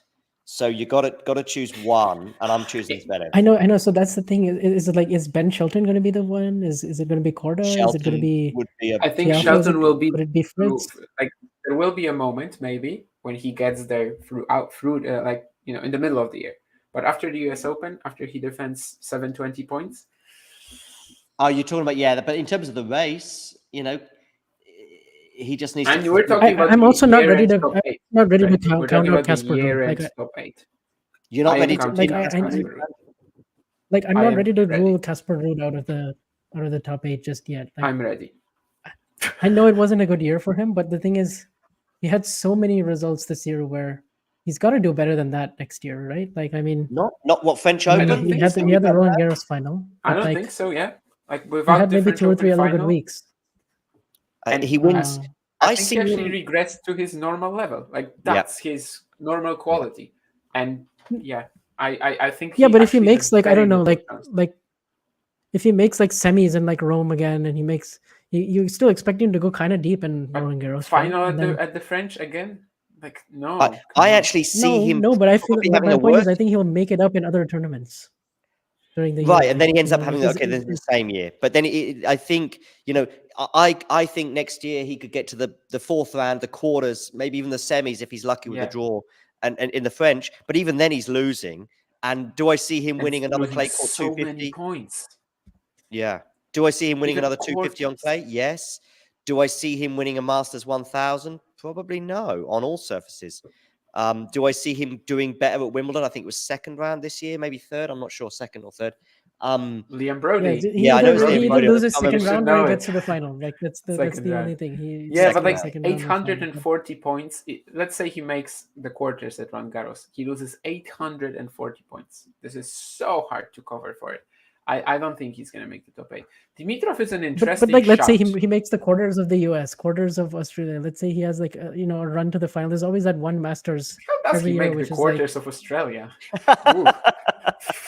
Oh, by the way, you should do a Casper and Cam show. Casper and Cam Norrie. They're the same player. If you take out the French Open I don't know if they're the same player. I don't know. I feel like we're slightly underestimating him. I think he can. I mean, this year, of course, as a whole, of course, Ruud has a lot more results and achievements. But why do you think Dimitrov is more of a 6 through 10 guy? I think 11 is. I don't know. Like, is that where he is now? 11. He's 11 right now, but like 6 through 10 feels about appropriate to me. To me, no. I would put him much lower. 11, 20. Yeah. Just really? Because you've got the French Open final, and like without it, he's like what 20. He's Norrie basically without it, and I mean that's the results that he's been getting. Ruud without the French Open. Dimitrov, why did I say it was an interesting shout? Because there's really a lack of other contenders, and he had a very good finish to the season. I just don't know. Hurkacz again. It could be Hurkacz. Yeah, Hurkacz, Shelton. Hurkacz is like Shelton to me, where he will probably get into the top 8 at some point, but I just don't know if he's going to hold up after Shanghai drops. That's I mean, Tsitsipas, if we're talking about the race, he'll probably end up getting there, but immediately Australian Open is a big concern because he's right away he's defending those final points. And so I do think he might fall out of the top 10. Yeah. So okay, listen, 7 of the 8 are making it next year. Yeah. Or which one of these 8 is and I've gone Zverev. Which one of the 8 is the lead? Which one are you going to pick? Is the one you think is going to drop out if there's one from the race for next year? I'm going to put in Shelton and I'm taking out Zverev. You don't have to put one in, but take one out. You can't have you can have the same 8, but I think that would be a unusual. It would be unusual. I know that the only reason why I feel like it's possible this year is like people always feel like that. Like they just see, so Ruud has been so good this year. Auger-Aliassime has been so good this year at the end of 2022. And they're like, who's going to drop out? I mean, it's going to be the same top 8. And it's not. I mean, 3 of them, I think, dropped out. And 3 is about average, I would say, or 2, something like that. Yeah, about average. Probably about 2, 3. Yeah. I really have no clue. Rublev is probably like the easy answer, but I feel like he's so consistent that he probably will make it. More consistent than Zverev, in my opinion. But yeah. I mean, Rublev got to the quarters. Rublev took a set off Djokovic on grass. No, I don't even want to talk about that. But Tsitsipas maybe. I was just thinking about putting in Felix. I was really considering it. I mean, that's a big call though from where he is right now. But because look at February, it's all indoors, and then October, all indoors again. Like he can just rack up so many of these points. And this is the first time I've called him this, but really I've been sitting on it for 6 months. Friend of the show, Tony Nadal, posted on Instagram. Yeah, I know that's the first time I've actually called. I've probably been too nervous to. Anyway, what a name drop. I know he posted on Instagram about 3 weeks ago. Basically, and I thought of you, Vanch, because you're somebody who's been quite keen to mention his injuries, and that was basically a third of the Instagram post, which was probably 3 sentences, was Yeah, like, if I only do if it believe wasn't so. for the injuries, you know, we've had a great week in Vienna, I think it was, and that was basically the end of his season, I think, in a way. Basel. But anyway, I still don't know if he'll make top 8 or where Felix is. Again, Felix's future could be anything between a Grand Slam win and we never see him in the top 10 again. I just don't know where I don't believe in the Grand Slam win anymore. But you did then at one point then. Yeah, maybe that was not good phrasing. I guess I never did. Yeah. So anyway, I've gone for you're going for Rublev, I guess, Damien. Just trying to read between the lines. Vance, are you going to choose one? No, I actually said that maybe Tsitsipas. Actually, I don't know. But I don't know though. He has the whole clay season, and then he has so many. But he had a very strong clay season this year, actually. So there's plenty of pressure to defend there. Yeah, he did, but then he didn't play Indian Wells Miami, and then he didn't. He's only won he one played it, but he was hurt. year, right? 250. Yeah, Cabos. So Cabos, yeah. Okay, let's get to some other questions because there's lots of them. But like I say, I'm more than happy for you two to sail off at any point. But there's some interesting questions for me in the chat that have still not been addressed.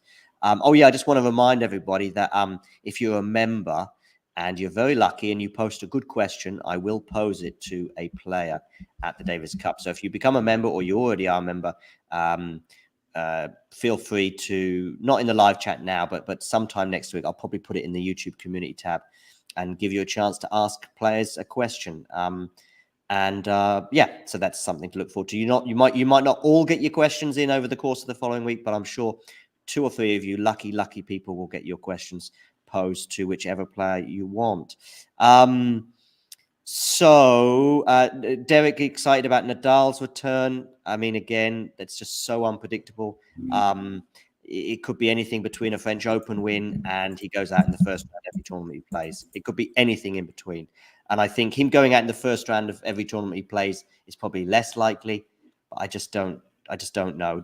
Let's at least take some solace from his optimism, which is certainly much brighter than it was even 2 months ago when he gave those interviews on Spanish TV. If Sinner brings the level he did in the group match, why do you guys think that won't be enough? I mean, we kind of addressed that, no? I don't think we said that it won't be enough. I just think we said that it's just very hard to execute this level again for like 3 hours and not have any real dips. So that's more or less what we're saying. If he plays the exact same match as he did 5 days ago, go ahead and win it, sure. Yeah, by the way, Sinner here, apparently, I'm not aware of this quote, but probably from his presser earlier on today, said he preferred to play Carlos. Yeah, kind of understand that. And he thought Novak would bring a new plan. And I'm guessing, given what Novak said 4 days ago, was where said he was too timid, I think, in the big moments. I guess that'll be the plan from Novak. But whatever Novak's plan is, it'll probably end up seeing him coming out on the right side. Okay, let's move back down to see what other things I've missed. I mentioned Malaga as well, Davis Cup. Yeah, okay, bit about the nerves. Will he be feeling more nervous? Possibly. I mean, there's a bit more expectation, I think, than that Wimbledon semi-final. Derek's Grand Slam prediction in order. He's going for Djokovic, Alcaraz, Djokovic at the French. Djokovic at Wimbledon, Sinner. Yeah, okay, that's not so crazy.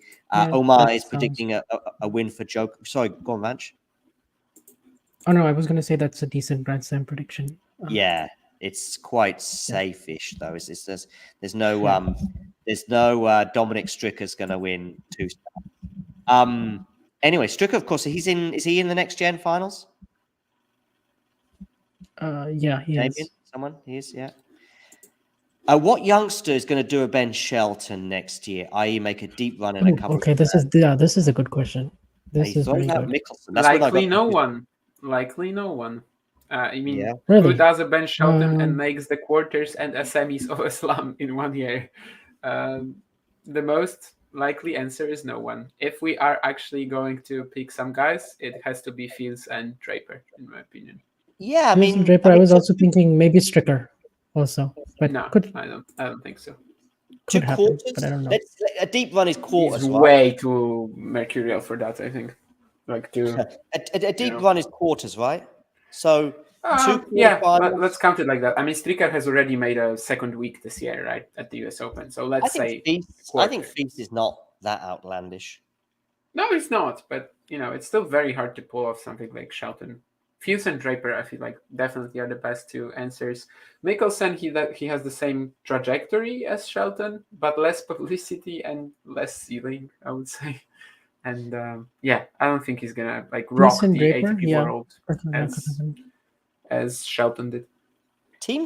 Derek says that Team, not Team says Derek. Derek says Team was the last surprise Grand Slam win. I'm not even sure if it was that much of a surprise, bearing in mind I think he was in the Australian Open final and could have beaten Novak. Maybe some people might say should have beaten Novak in Melbourne. And the fact that what was the last? Of course, one? and the fact that Novak. Stan. Maybe the last. Stan and Roland Garros 2015, probably. Cilic. Yeah, I would have said Cilic, but then Stan also won one. So. Yeah, but Stan won one before Cilic. Oh, okay. If you're looking at it like the first time that they won a slam, then yeah. But I mean, no, not really. It can. But still, did you expect Stan to beat Djokovic in that final? So then if you did, it wasn't he wasn't 100-1 or something like that. No, I'm just basically saying that once Stan won his first title, I don't think the next two were that much of a surprise. Okay, yeah. So I would say that Cilic probably is the one. Yes, Cilic, because Cilic was definitely a big surprise. Yeah. Yeah, just before the tournament, no one would mention Marin Cilic as one of the favorites. I think he played Roger even 2 or 3 weeks earlier. The Olympics is going to play an interesting role, of course, in the 3 Grand Slams that we get fairly close to each other in terms of French Open, Wimbledon, and then US Open. As Matthew suggests, it could scupper a few big names for New York. You may see somebody, especially if they're on their last legs anyway, somebody like Rafa going, I'm not going to New York. If he is to play something close to a full season, he may skip it, and there may be other players that feels the same. There is something as well that for me was quite controversial, and it's about the wheelchair tournament, which I think is it not happening in New York next year? Yeah, it's not going to be held, basically because what was the reason? I think it's something to do with the fact that because the Paralympics, the Paralympics come after the Olympics, right? So there's basically no way to hold both unless it would be during the qualifying week, and the US Open wasn't going to do that. So basically there's no wheelchair event. Yeah, I thought that they could do one of two things. One would be hold it during the qualifying week. One is to just give it its own separate slot, and I know it would be a huge risk, and it may end up being a financial loss. But let's go for it.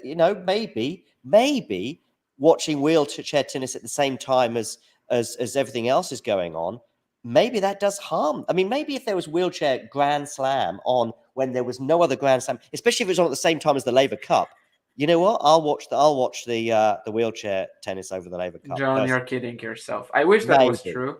That was true, but of course that's not going to be a possibility. I would personally, if I was in charge of tennis, which I'll never get close to, I would say, let's take a risk and let's put it on a couple of weeks after the slam. And you'd lose money, but you'd lose money like Caitlin Thompson. But anyway, I don't know if I think the only real way to pull it off is to not hold it at the US Open, just hold it at a smaller venue someplace. I see, that we're actually holding the US Open there this year. Crowd is invited, of course, the players are going to be there, prize money stays the same. It's just not at the venue because there's no point in keeping the venue running. Yeah, no, that's right. That's a good one. That's a good idea. Derek here, I don't know what he's smoking, but he says that Ruder's a contender. He's made 3 finals. Matthew's saying he's not surprised by Fritz and Foe's drop off. Tiafoe, I guess, their drop off. I felt last year was always their high point. Fritz is the one. I mean, Vanch, have you got something to say about Fritz and the 12 months? Bearing in mind, he almost won the first set against Novak. Was probably the only person who looked like he might threaten Novak at last year's ATP Tour Finals. I think he's probably going to stay where he is right now. That's my prediction. I think he's going to stay somewhere in that 9 to 12 range. Yeah. And honestly, I think Foe can actually get a little bit higher than where he is right now. To me, he seems like he could also be maybe there could be a real race for who's the American number 1. I could see that happening. Between those two, and then kind of same with Paul. I don't know actually if Tommy Paul can get much higher than where he is right now, like 12 or 13, right? Yeah.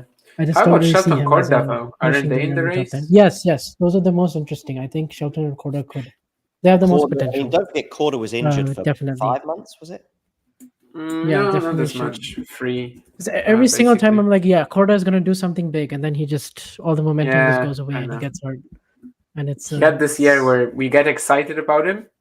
Boom. Yeah, I was so excited about him after January. I think this one in particular is for you, Damien. Shevchenko or Marozsan? Where are they in the rankings right now, and which one will finish higher? Shevchenko ends at 49, I think. Marozsan ends at 70-ish. I mean, I would have to check that. Which one will finish higher next year? 64 actually, Marozsan. I think Shevchenko. I think Marozsan has more ceiling, has more potential in the individual match, individual performance.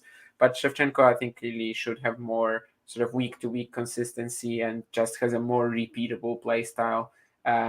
He has this ridiculous baseline intensity and like just sort of power grinding tennis that I feel like could easily just allow him, week to week to compete with the best players. Marozsan, I think, will stay pretty much just as he sort of did in the last few months, which is just some horrible, horrible losses, like, to Varias indoors or to Kakhmazov in Astana. But then actually they are sort of intercepted with amazing runs. So I'm just expecting more consistency from Shevchenko. And I think I'm expecting more consistency from him as well in terms of, seasons in the top 100 and like just general longevity. But maybe I'm gonna be wrong, but I think neither of these guys is really like for a top 10 push next year. Yeah, I think that's too early, and that might never happen actually for either. Maybe, I don't know. No, I'm not gonna say that because that would have been very bold. But not next year, top 10. I don't think so. But yeah, Shevchenko I think will finish the year higher, just as he did as 2023. This is a bold one, although it's a question, but I guess there's somewhere in there it might be a prediction. Maybe Carlos won't make the top 8 next year. I feel a slamless year coming. Nah. No, of course. I think we're going to dismiss that, but I think it could be slamless, but it could be slamless, right? That's not out of the consideration, but like out of top 8 without injuries, nah. I mean, I think it's obviously looking at his post-US Open, or maybe even inclusive of US Open form. But actually, in a way, I'm going to put a positive spin on Carlos's ATP Tour Finals, in that maybe we've just seen something from him akin to his 2021, 2022 Wimbledons, where, he's on the verge of winning a Grand Slam, although we didn't know that in 2022. He was on the verge of doing big things in 2021. And maybe we've just seen, this is his first ATP Tour Finals on that court, on that speed. You could hear his frustration with it in his press conference a couple of days ago. But there's no reason to say that he won't be there next year and also maybe even winning the thing. I mean, that's how he adapted. Yeah. And winning Wimbledon was a far trickier task to do as quickly as he did, in my opinion, than winning the ATP Tour Finals. So, yeah. And also, going slamless could happen, but he could also win 2. Neither of those would surprise me. But what would surprise me if he doesn't finish in the top 8? Yeah. Oh, tennis Twitter is sort of changing this slightly as well. I mean, I sort of just... no, we never talked about top 10 tennis Twitter. No, I think it was me who sort of added that element to it. Oh, okay. When it comes to deep run at a slam, maybe it's actually Marozsan who has a better chance of just because he can fire up for a week. But yeah, both guys could easily make the second week of a slam. Why not? Marozsan made the quarters in Shanghai. Shevchenko kind of hasn't pulled it off yet, but had a very strong finish. Yeah, I'm open to it. This is really random, but what about Borna Coric? He's not really been in the picture since the US Open, and he's been injured. But he's somebody who can just randomly rock up and just win get to a Masters final, especially if it's on a faster surface. Yeah. And then I also can't dismiss the consistency of Khachanov in the majors as well. I think he'll probably be a decent-ish factor too. Yeah, but he's probably again going to be. He's probably going to finish in the 10 to 20 range. I would say. He's not going to break through the sort of barriers that he has. And Khachanov's consistency, in terms of semi-final in Australia, quarter-final in the French, semi-final in New York, I think it was. That was the sort of run that we were looking at, and in the end, he ended up getting injured this year. But actually, each match he played, again, draw dependent, it was like, yeah, I think Khachanov will win this one. The only one I remember him winning that I didn't expect him to win was against Sebi Korda, and that was because Sebi Korda was basically injured in the Australian Open, and we didn't really see him fit again until, I don't know when it was. It felt like it was Queens for me, but it could be. I think he probably played once or twice in between. But yeah, so Khachanov's consistency, applaudable, but actually not as big an achievement as maybe it looks like at first. Yeah. It was just like, you know, he was 60-40 in all of those matches he played, and lots of players are 60-40 and they still don't win. We know that, but he probably does and will win 60-40s more often than a lot of others because he tends to be a little bit more risk averse. By the way, one player who has had a very poor year at the slams compared to his ATP performances, but I actually think he might turn it around. Mm-hmm. Ugo Humbert for a slam. Oh yeah, it's second week quarterfinal next year. He can make a slam quarterfinal for sure. Yeah. I think this he is can. very And honestly, doable. in 3 of the 4 slams, he could do it too. Just not the French, but French is kind of tough. But I mean, he did have a number of really good results this year on clay, which was kind of surprising. Yeah. But yeah, maybe a quarter the French is a bit too much. But like Wimbledon and the hardcourt slams, we managed to turn Alcaraz Djokovic into an epic. Yeah, so we didn't get the epic match, but we got the epic discussion. 3 hours, yes. There we go. What an entertaining match. Big thanks to both of you. Make sure you follow. What's your Twitter handle, Vanch? Vanch V2K? What is it? Yeah, you got it. Okay. Damien is at Damien Kust. Got there pretty early with that one. Although I think you did once tell me there's just not many Damien Kusts out there. So as far as I know, I'm the only one on the planet. So yeah. I don't know. I mean, it's just regarding this. I mean, your first name is pretty common throughout the Western world. Your surname is depends. You know, sometimes it's different spelling as well. Yeah. Talking of which, I think I saw Tom misspell your name earlier in the private chat. Everyone does that in the English-speaking world, basically. He put an E in there. He put an E in the D. Yeah, exactly. So I think this one is actually more popular. But yeah, I don't know. You can try to Google. You can try to do anything. If you find another Damien Kust, there was a guy in the UK. I can't remember his name now, and I should do because the whole premise of his show was to find people with the same name as him, and it was surprisingly entertaining. It was surprisingly entertaining. Tennis Twit says he really hopes that Jannik gets the slam next year, and another player that could make a comeback. I guess it's not along the Felix lines in a way, not just because of nationality, but perhaps other reasons as well in terms of injuries and level of aggression, perhaps in the way they play. Is that Marcus is quite keen to talk about corruption in tennis, of which I'm sure there is plenty. In fact, I think there's lots of evidence that suggests things have gone on very, very far low down the rankings. Whether I buy into some of the things that he's extolling in the chat is less likely, but it does appear like he's a Rafa Nadal fan, so that probably explains some of those posts from. You'd get along. No, we wouldn't, because I don't believe in BS either. You know, whether this is the thing. This is like we were saying with Novak fans. Some are logical and some are illogical. You've got to draw the line somewhere with your devotion to a player and your fandom.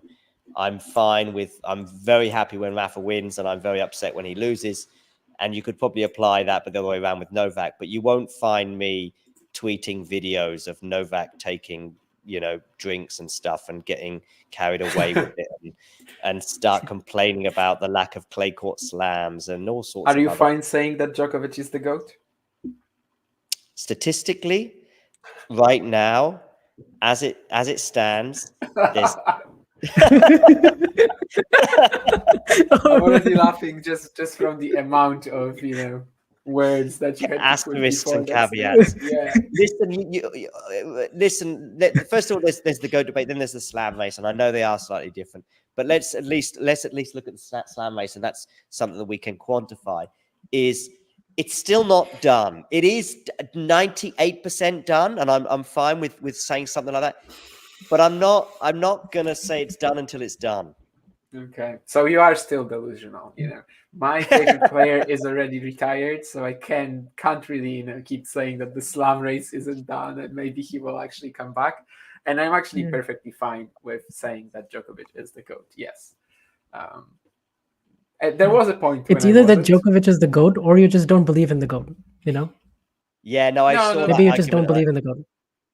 Yeah, I saw that argument. It makes total sense from Gil Gross recently. Or certainly if you, it's difficult to make a case for any of Djokovic's competitors. You could maybe make an argument for Rod Laver and so on and so forth, but for his competitors, it's very difficult. Yeah. But regarding the slam race, if Manchester United are 8 points behind a team with 3 matches to play, am I going to give the Premier League title to another team? Of course I'm not. I'm still going to say guaranteed. I mean, they're guaranteed to have at least 3 matches to play, and Nadal is like. Well, we don't know. We don't know. See, but the slam race, of course, isn't the only thing. Right? What if Nadal is one of the 8 players that joins next year? We haven't ruled out that. It would require either one huge result, for example, winning Roland Garros, right? Yeah. Or it would just require a lot of consistency, which I think the first is more likely. And it's actually not even certain if he was going to play. I mean, ATP finals, right? Especially in Turin. Usually when he plays like 3 months of extended play, then his knees already are basically done the last few years. And then the last half of the season, the second half of the season. Yeah, I don't think it's going to happen. But if he won Roland Garros, of course, he would sort of automatically qualify with a few other points, or maybe not even needing any other points, actually, depending on what sort of year it is. Yeah. A year ago, I just hoped, this is a year ago, I thought, just give me one more year of a healthy Rafa from start to finish, which in 2022, until Indian Wells was like, okay, this could be just one final hurrah where we get to see him at, 5 or 6 Masters and all 4 Grand Slams and the ATP Tour finals in good condition. And that's all I wanted in 2022. It's all I wanted from 2023. That didn't even get beyond the 3rd week of January. And next year, I just want to have something healthy-ish and to see him at tournaments and win some matches, and then we'll see where that gets him. If it ends up being a year where he makes the final of Barcelona and that's it, or he wins Barcelona, for example, that's the sort of, funny enough, that's just the tournament that keeps coming to mind, and that's all he does next year, and he finishes at the Olympics, for example, with a bronze medal match alongside Carlos Alcaraz in doubles. Not a bad. That's not. I'm not saying that he can't go beyond that. I mean, I'm not tempering. I have no idea. But if that's his year next year, where he wins Barcelona and he gets a bronze medal match, or maybe wins a bronze medal in doubles with Carlos, that's not the ideal way to go out. But there is. But that's already pretty cool, right? That's not bad. Yeah. That's pretty cool. And that's. I'm not saying that he would take that. I'm not saying as a Rafa fan would take that.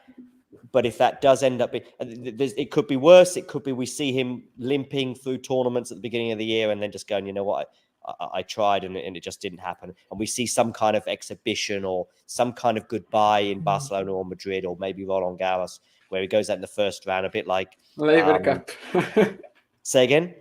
Laver Cup, yeah. But I mean, I could also see a sort of, a Tsonga kind of goodbye at the French Open, if you like it, like he had with Casper Ruud in the first round. I think it was about 18 months ago. I mean, that's actually the sort of worst-ish case scenario. A good scenario is the one I painted with Barcelona in the Olympics. A sensational scenario is a good run at Roland Garros, and who knows from there. What's your answer to this? I actually don't know what you're going to say. There is a very easy answer to that. Really? Is it just Alcaraz? No, it's just anyone who's playing Novak. Really? Oh, okay. It's like that? Yeah, it is. Yeah. Oh, you never really showed it too much. No, I tried to hide it. This is the first time I've ever. But it's the same. I have no problem with Novak fans saying that particularly during that purple patch that Rafa had, and I use the word purple in particular because, of course, that's what he's wearing in that period between January and June of last year. And it makes total sense that your biggest rival, you want them to lose. I have no. There was a time when I did that too with Federer. Yeah, sure. Of course, with, it's with the complete. rivals of. I don't know why Djokovic people and do. In football, every time I watch Liverpool play or whoever the nearest challenger is to Manchester United, I want them to lose. In football, for some reason, it's like more acceptable. It's more acceptable because there's people, this identity and this thing that you have with your city and your color. Even people in the media sort of just have their favorite club and like everyone knows about it and it's okay. Whereas in tennis, like you're expected not to have anyone. But it didn't exist 30 years ago. I was a Becker fan, but Edberg didn't bother me. I wasn't obsessed with Edberg or anyone like that. I preferred Agassi over Sampras, and I probably wanted Sampras to lose most of his matches, not because of any particular grudge against Sampras. I just want to have an exciting Wimbledon. And I found Sampras's style of tennis not so pulsating. I had a huge amount of respect for him, but I wasn't able to jump on social media and get angry with a load of other anti-Sampras fans, possibly. So that probably tells you something there. But yeah, regarding an actual player, players that I enjoy, I do like Carlos, but I'm also kind of looking at the tournament. Like Carlos plays Struff, and I wanted Struff to win all day long. But that's nothing about liking or disliking Carlos. It was just like, I saw Struff come into his press conference on the Friday night when he'd won his semi-final. I thought, God, 33 years old. Carlos has got 10 Madrid titles in him possibly, and Struff has probably got one potentially. So I'm kind of looking at narrative normally. Yeah, but if Struff was playing Nadal, that would be completely. Oh yeah, right. Of course, that goes out the window. Yeah. That does. I had the same all the time with when I was like hardcore Federer fan. Yeah, like any good story or an opponent of Nadal, Djokovic, I was definitely rooting for them. But if it was against Federer, it could have been Ivo Karlovic, my second favorite player of the time. Playing Federer, I would have always rooted for Federer, even if it was Karlovic's, biggest match of his life, a Grand Slam final, 1,000, I don't know, something like that. I would still be rooting for Federer. People are always asking me when Hurkacz played Federer, for example, like, who are you going to root for? And I'm like, what? I mean, super easy. Obviously Roger. I mean, I don't care really. Obviously, it's Roger. So yeah, I totally get that. Of course, I've been sort of ridden of that. I find it a bit unusual when sort of neutrals-ish sort of go for one of these three, if you like, in a particular match, just because they're like Andy Murray. Okay, I know him and Novak go back quite a way. I was shocked when he said he wanted him to win the final against Casper Ruud. I mean, does he dislike Casper Ruud? Does he like Novak that much? I don't know. That was a really surprising standout statement. Probably likes Novak, right? I mean, yeah, right. But I don't know why you would be keen for someone to win a 23rd Grand Slam over someone who's never won it. Yeah. I mean, he's I don't know. Sort of friends with Novak, whereas with Casper, I know he is sort of friends. Yeah, he was quite firm with it. He said, "I really want him to do it." I was like, "Okay." 23rd, that would be French this year. The French Open, yeah. And against Ruud, and I was just Ruud. You mentioned Ruud. But I was thinking he's going to do it anyway, almost certainly. So, and if Novak ends on 20, I thought that was a surprise. But I sometimes see sort of semi-neutral fans going for Novak. Sometimes you see it in the stadium where people who don't know a lot about tennis, they just go, okay, here's probably a good example. Yeah, people don't know a huge amount about tennis. They end up supporting the well-known player. It doesn't matter if it's Novak, Rafa, or Roger. And again, I'm thinking, if I knew nothing about a sport, I didn't know a lot about the two football clubs in Seville. But when I arrived, I was like, I'm going for the little guy. So I went for Betis, one of the two clubs in Seville. They were the ones that didn't win so much. I support a big club anyway in Manchester United, or I have a favourite in tennis such as Rafa. I've got one of the big guys. I'm going for the little guy. Tiafoe, by the way, was someone also that sprang to mind with that question. He's fun. He's exciting. He's a good guy. I think it would be nice to see him win a slam. It's funny, he picked out Wimbledon earlier this year as the one I think he'd most like to win. I thought he'd go for New York, but and hearing players like Ons Jabeur on the women's side as well, when you hear the players go, I just want to get it one day, just one day I want to win a slam. And when you hear like Tiafoe saying that and Ons has said something similar, you go, yeah, I do want that. Yeah, right now, if there's one player, man or woman, that I want to win a major really badly, it's got to be Jabeur. Like, it has to be Jabeur for me. Like, just her winning a major one day would be such a great story. Like, Damien, personally, I don't get that. Like, I've never gotten the phenomenon. I kind of feel like, Really? you know, she's so important for the Arabic world, and that's cool. Yeah, but this is not my point. I guess it's not Vanch's either, although it might. Yeah, it's not Vanch's either. I mean, I know my it's point not. is she's just been so close. yeah, it's not about that. I just acknowledge that, you know. But I also tend to drift sort of away from the common trends, which is like when people are so like, yeah, you know, the minister of happiness. I'm like, I don't really get that, and I sort of I'm not yeah, just indifferent. I think it's just completely their indifferent. experiences of her, like the way she is with people. You know, like you go to these tournaments. Oh no, she seems like a great person. Vanch has met her. I haven't met her. She will. Oh, you haven't met her? Okay, then that's different. Like I was there in San Diego, and she was just talking to random people, you know, asking them, pointing out things about their like what they're wearing, and just she has this way of like connecting with everyone on an individual level that just makes you want to root for her. And then obviously then you add the game to it, right? And then you're like, you know, you see the flair, you see the way that she plays with all the drop shots and everything. It's just she's very easy to root for. And that's a very different argument, you know, if you've met her. Right. And it's like, not even about I certainly, you know, the players that I've met and they've been nice, they've been very pleasant. I definitely tend to like, just be keen on them and root for them. There were certain players that I've met this year where my opinion has not changed a lot, but just 1%. The gauge has just moved 1% one way or another. Down or up? Yeah, for both ways. Okay. So for 1 or 2 players down 1 or 2%, and Are you gonna say who went down? Yeah. Do you think you know who one of them is? No, I don't know. Just because one of them who's gone down 1%, let's say, and she can turn it around. She's still got a chance. So if you're tuning in, Caroline Garcia, you've got a chance to.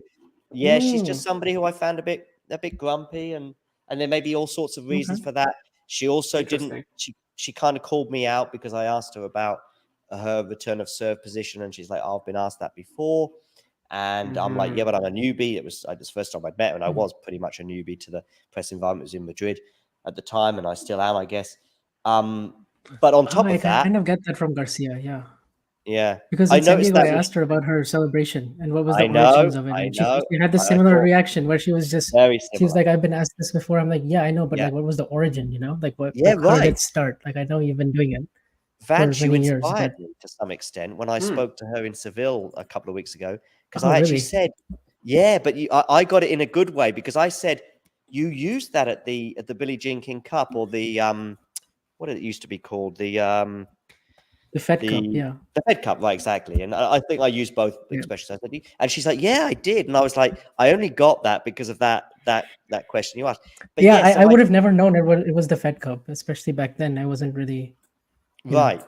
So I used that, and she liked that because it was like something I knew. But back to the point that there's the same response, very similar response. And I think she's probably just annoyed at her form or all sorts of other things. She said in Seville that she's had a tough year on and off the court. I don't know if the off the court thing is related to the coaching thing, or who knows. There could be all sorts of things going on. But in Madrid, she didn't really. I don't think she particularly liked it when I asked the question about the return position. And she said something like she'd been asked it before. And I'm like, actually, honestly, I'm a newbie, first of all.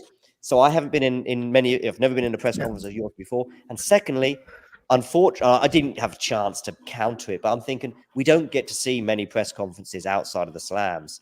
So even if I watched every single press conference of Caroline Garcia's, probably I wouldn't find an example where she was asked that question. Finally, on Garcia, I asked her a question which I sort of it's my go-to. Here's my go-to question when I'm not quite sure what to ask. Superstitions. I quite like it. It was a tip a guy gave me 15 years ago when I was on work experience in London at a news agency. And he said, here's a good question for you. If you're ever not quite sure what to ask, managers of teams lower down in the English league, always ask them about superstitions because they've got something funny. So I asked Caroline Garcia, I said, you got any superstitions? And she said, no. And I did have a chance to respond. I said, so you've never, and I knew she'd done this. I said, so you've never asked to have the same ball again, the same tennis ball? And she said, oh, yeah, I've done that. I was like, okay, well, it's kind of a superstition, really. It's a bit superstitious. That, she hits an ace with a ball and she wants it back. So, but that doesn't mean that I'm bothered by, I could have maybe the next 3 run-ins with her and she's great and she may be amazing. But that's just somebody who, due to a personal experience, I've probably come away with like Sabalenka, positive, really positive. I find her very. I'm more interested in the down, honestly. Well, of course you are. I've mentioned one down. I'm giving you one up. Okay. I can tell you one of mine that was down, and that was definitely Thiago Segofield. That was like the worst experience I've had. Yeah. And well, basically this is before or after the French Open? Before last year, actually. And well, the interview ended with him saying that I was disrespectful, which I think, maybe some of that is the language barrier. Maybe some of that is just me not phrasing the question too correctly. But I don't think it was stepping over the line. It ended up like being okay. I just said basically, okay, like, I'm sorry that it came out this way. I didn't mean it like that. Let's just finish it off right here. And then I also heard that he was telling his coach about it. He was talking about it in Brazilian, in Portuguese. Yeah. But I could understand like that he was saying, first questions about that, second questions about that. Like I was able to get some of what he was saying. So it was just a very weird feeling to still be next to him, more or less, because we were sort of walking off at the venue with each other. And yeah, that was just a very awful one for me. And also Elias Immer this year. He's that was also not a pleasant experience. Like his answers were 2 or 3 words, and it was clear that he just kind of didn't care. He did at some point have a bit of a change of mind, like it seemed, but these were like the two that but at the same time, like the things we know about these players, it kind of fits with like their whole overall image, right? That these two would be probably could be a little unpleasant. Vanch is far too diplomatic to get involved in this game, I think. No, I just gave the Garcia one. That's like the only one I could think of right now in terms of my press experience. But again, I do want to emphasize, we don't. You could have somebody who's super nice in a press conference, but really they're an absolute X, Y, and Z. And yet no one needs to talk to us, by the way, as well, right? Like they do it because they sort of want to. Like we are just there, and like if they don't want to talk to us, they are absolutely not forced to. No, I agree, but I don't know if I was, there's lots of times in our lives when we don't have to do things, but we do them because we think it's the right thing to do, or maybe if I was a tennis player, I would realize that part of this whole thing that's helping me earn 5 million euros a year, 10 million euros a year, 1 million euros a year, whatever happens to be, part of that whole ecosystem is the media. That is a part of that ecosystem. And I personally, I like Daniel Medvedev is a great example of this. He enjoys it. He goes into the press conference. Now, he probably hasn't been asked some of the awkward questions that probably he has actually to some extent, but he said, I like you guys, he enjoys it. And and I think that whether he gets it in terms of the ecosystem, but I think some players do. I found, for example, some of the media representatives over the last 12 months far better than others as well. They get it, that they realize that we're all part of this system. And 90% of people are not bad people. Some people do their research and know what they're doing a bit more than others, but generally most people are going to be respectful. But you still got to ask a question like, what happened to your backhand today? Otherwise you're not doing a service to anyone if you don't ask sometimes slightly tougher questions. We could all just do lovely fluffy interviews all the time, and I like the tougher questions, especially about the tactics. Those ones are more fascinating. And I actually, a lot of the players do like it as well. I mean, I've seen Rafa and Roger, when they've been asked about their rivalry, just go, roll their eyes and stuff. And yet they're the videos that go viral and get 1 million views and 1,000 retweets and so on. But the players can't stand them. Whereas actually, if you ask them about playing, I asked Rafa about playing under the roof, and he gave me a nice 2-minute answer, including some dialogue where he couldn't remember who he played under the roof and who he couldn't play under the roof. But it was still, I actually quite liked that 2-minute dialogue we had. And I've seen other players react fairly positive to questions about the match rather than something sort of mundane. Right. Anything else, or should we better close this? Really, now it's 8 minutes past midnight. I do have one question impressing on my mind, which is that Go on, there's man. 35. There's 8 players. There's 8 players on the ATP side in the top 100 that are over the age of 35. And so I'm just wondering next year if it will be time for, like, if one of them were to retire, who would you think? Hang on, Excluding, eight players over 35? actually, Rafa is not in the top 100, so he doesn't count. Let me see who it is, because that's it's kind of Andy. vital. So there's Andy, Stan, Gasquet, Monfils. That's 4. Manarino, Ramos, Vinolas. I mean, there's about 4 or 5 2 candidates others. there. Yeah, Manarino is not retiring. That's not going to One happen. he was the first person I ignored, but there was like 3 others. I'm thinking Stan, I'm thinking Gasquet, I'm thinking Andy. Yeah, honestly, Ramos Vinolas, if his results won't improve, although he did finish in the top 100, so I guess he's also unlikely. Like he finished at the. Gasquet springs to mind. I mean, Gasquet's already got a social media post. Bautista Agut is also there. Yeah, RBA. I think in a way, weirdly with RBA, because he's been injured quite a bit this year, I think he'll actually probably, in a way, be more likely to continue. It's yeah, no, actually, I think he might. He might, because it's just because he's lost a year in a way, whereas Andy is sort of had 3 years back to back, 4 years back to back of. Actually, Andy's been mostly fit, right? I mean, I can't think of a slam that he's missed. That he missed the French Open this year out of choice.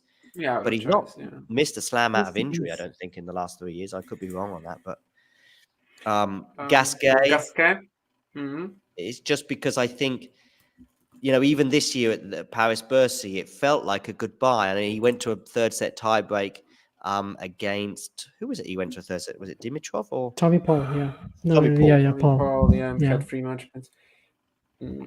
Yeah, maybe I just thought of this question because of the Paris Bercy, where they all just lost on the same day, and they were very close to winning those matches. And Gasquet will drop 250 points for Auckland, right? And that was one of the luckiest ATP 250 titles that I've ever seen. And, he won a 250 in Auckland, in January, did he? Yeah, this year. Yeah, he did. Yeah. And he also beat Tsitsipas in Stuttgart. So that was another big win. And without that, he would be currently ranked around 130. So I think once he loses that, and if his other results don't improve, it is a possibility for him to retire. Ramos Vinolas finished in the top 100, so I actually think he will keep going. Who else was there? Novak, of course. Manarino, Monfils, I think, is going to keep going too. Yeah. He did too well in the second half of the season, probably too. Yeah. Stan and Murray, I guess. Stan might. I mean, the good thing for Stan, in a way, or any player from Switzerland, is that Basel comes at quite a good time in the calendar to bow out, if you like, at the end of a year, and it's still 3 months before the next Grand Slam, and True, actually. Yeah, I just think, if you're French and the French Open, and maybe you're better on grass than you are on clay, I don't know, just for example, you might think, well, do I miss one last chance at a second week at Wimbledon or something like that? I don't know. But if you're Swiss and you're Basel and you're on the way, sort of that could happen. Could happen. I was thinking about Team as well, Derek, but no, basically. But it was one of the names that came across my mind. But I think maybe Cilic, if he doesn't recover from his injury woes. Yeah. Which is going to be really sad because he actually had a very good 2022. Yeah, with Cilic, I view that through a different glass. Can you view something through a glass? I don't know. Whatever. I view it through a different lens, is actually the word I'm looking for, to RBA. Because RBA is sort of back now. I see him possibly, and maybe also game style. But Cilic is quite a concern because didn't he try to come back at some point? Yeah, he tried coming back in Umag in his hometown on the clay, but then just one match there, and then he was clearly hurt. He just wasn't moving properly. So. And he's been out all year, I think, since January, right? I think he was going to play that Indian. He played two matches this year. And the other one was in India, right? Just before the Australian Open? Exactly. Pune, And then he withdrew after the first. So he played even fewer matches than Nadal did. Interesting. Yeah, because Nadal played 4. But because the United Cup. United Cup. Yeah. Is Spain not in the United Cup this year? They're not? I think they are, right? They must be, because it's ranking based, right? Okay. But so I if guess they are, then Because Nadal entries. Let me look. Message. Davidovich Fokina, Sorry Bestormo. Yeah, that's going to be the singles players. Yeah, wouldn't it? Of course. Oh, yeah, of course, Rafa won't be amongst them. I think. Rafa wouldn't. Oh, he could make it on his protected ranking, but like he's just not sure where he's going to start. I think he would rather not play the United Cup, if I'm honest. That's just. I mean, I guess it's no certainty that he's going to start from January in the first. No, of course not. It's no certainty. Yeah, we don't. Right? But I'm just. United Cup is actually pretty cool, like in terms of returning to tennis. I don't know. I think it's better to play a 250 or something like that. Even for the good thing about the United Cup though is that you at least get like those guaranteed matches. So that's the good thing. The group stage, right? You don't just play one match. Yeah. Yeah, exactly. That's the good part. Just wonder. I just think that Zverev returned with the United Cup. Who? Sorry? Yeah, he did. Zverev. Okay. Yeah. Different age and different situation. I don't know. Yeah, very different. But Team, I don't think will retire. I think Team will keep going for a few years. I don't know if he will significantly improve from here, but he will keep going.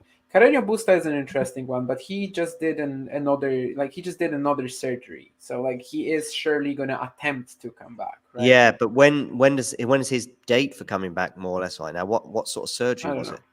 I can't remember anymore. Okay, but he's had a few of them. Some kind of arm elbow thing. I feel like elbow was what kept him from playing throughout the season. But I'm not sure if I think maybe it was again the elbow. I think maybe he was just delaying the surgery and then he played a couple of matches.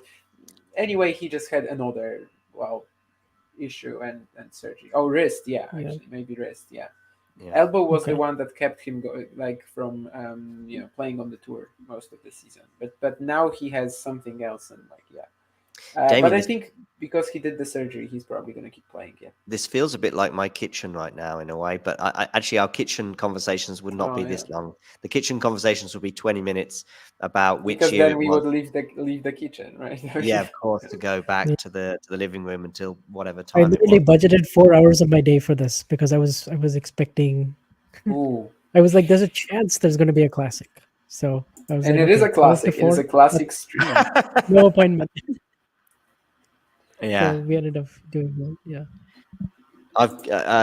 there's a press conference tomorrow. Canada press conference for Davis Cup at 4:45. So I'll go to that and then AM. No, that'd be funny. That'd be funny. No, because you just sort of started saying as if it was gonna, tough to make it or something. I was like, what? I didn't mean it like that. No, I didn't mean it like that. I just meant that that's happening, and then of course the match, which I didn't realize was going to be so early. It's going to be 6 p.m. right there, the final. So that's my day tomorrow. I might. Apparently, there's a lot of. I tell you what's interesting is in Seville and also in Malaga. A lot of people know that the tournament is happening. You get the impression that some of these tournaments that occur around the world, and there's no idea that these things are going on because no one's mentioned anything. No one's tried to promote it. There's no posters. There's no press stuff. In Seville, the stadium was anywhere between half full and full throughout. Even a random situation like, I don't know, Kazakhstan against Slovenia. And there was just school kids, that were in there. And it actually helped. And I remember on Monday morning, before I left Seville, actually I left Seville Tuesday, but this was on Monday morning having breakfast, and the guy in this suburb of Seville, so not even close to where the event was or the city centre, he's like, what are you doing in Seville? So actually I've been working here at a tennis tournament. He's like, oh, Billie Jean King Cup. And I'm like, yeah, right. And then also last night as well, they know what the Davis Cup is. They know it's happening here. And tomorrow there's apparently a huge tennis ball somewhere in the middle of Malaga that I'm going to have to go and check out. And, it's sort of known anyway. So you mean someone promotes these events? Yeah, apparently so. In the actual cities that they're held in? I know, it's nuts. I know. I liked it in Estoril, by the way. There was lots of posters around Estoril. I like that. And these sort of huge, I'm just trying to think of what the word is, maybe lamp posts or something like that. There'd be like a huge picture of Casper Ruud on it, and it'd be like, okay, yeah, tennis tournament's happening here. And Estoril was more or less full every day. So yeah, that'll be a pity when that one goes. Even if Damien thinks I'm not into 250s, just because I couldn't remember who won a particular 250 earlier this year.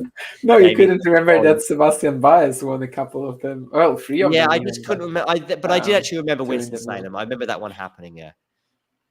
But, I really want to go to Newport. That's like my one. That's like 250 that I have to go to next year. Like I just have to make it happen somehow. Because of the Hall of Fame. It's just yeah, of course, and I get that. But from a fan's perspective, it's kind of like the post Wimbledon clay tournaments. It's like yeah. Like I know the field is not going to be great, but it's just basically for. But honestly, this year the field is never great. But this year, but this year was cool. Yeah, Mickelson run was interesting. So, yeah, that's super good. You got Kevin Anderson this year as well, I think.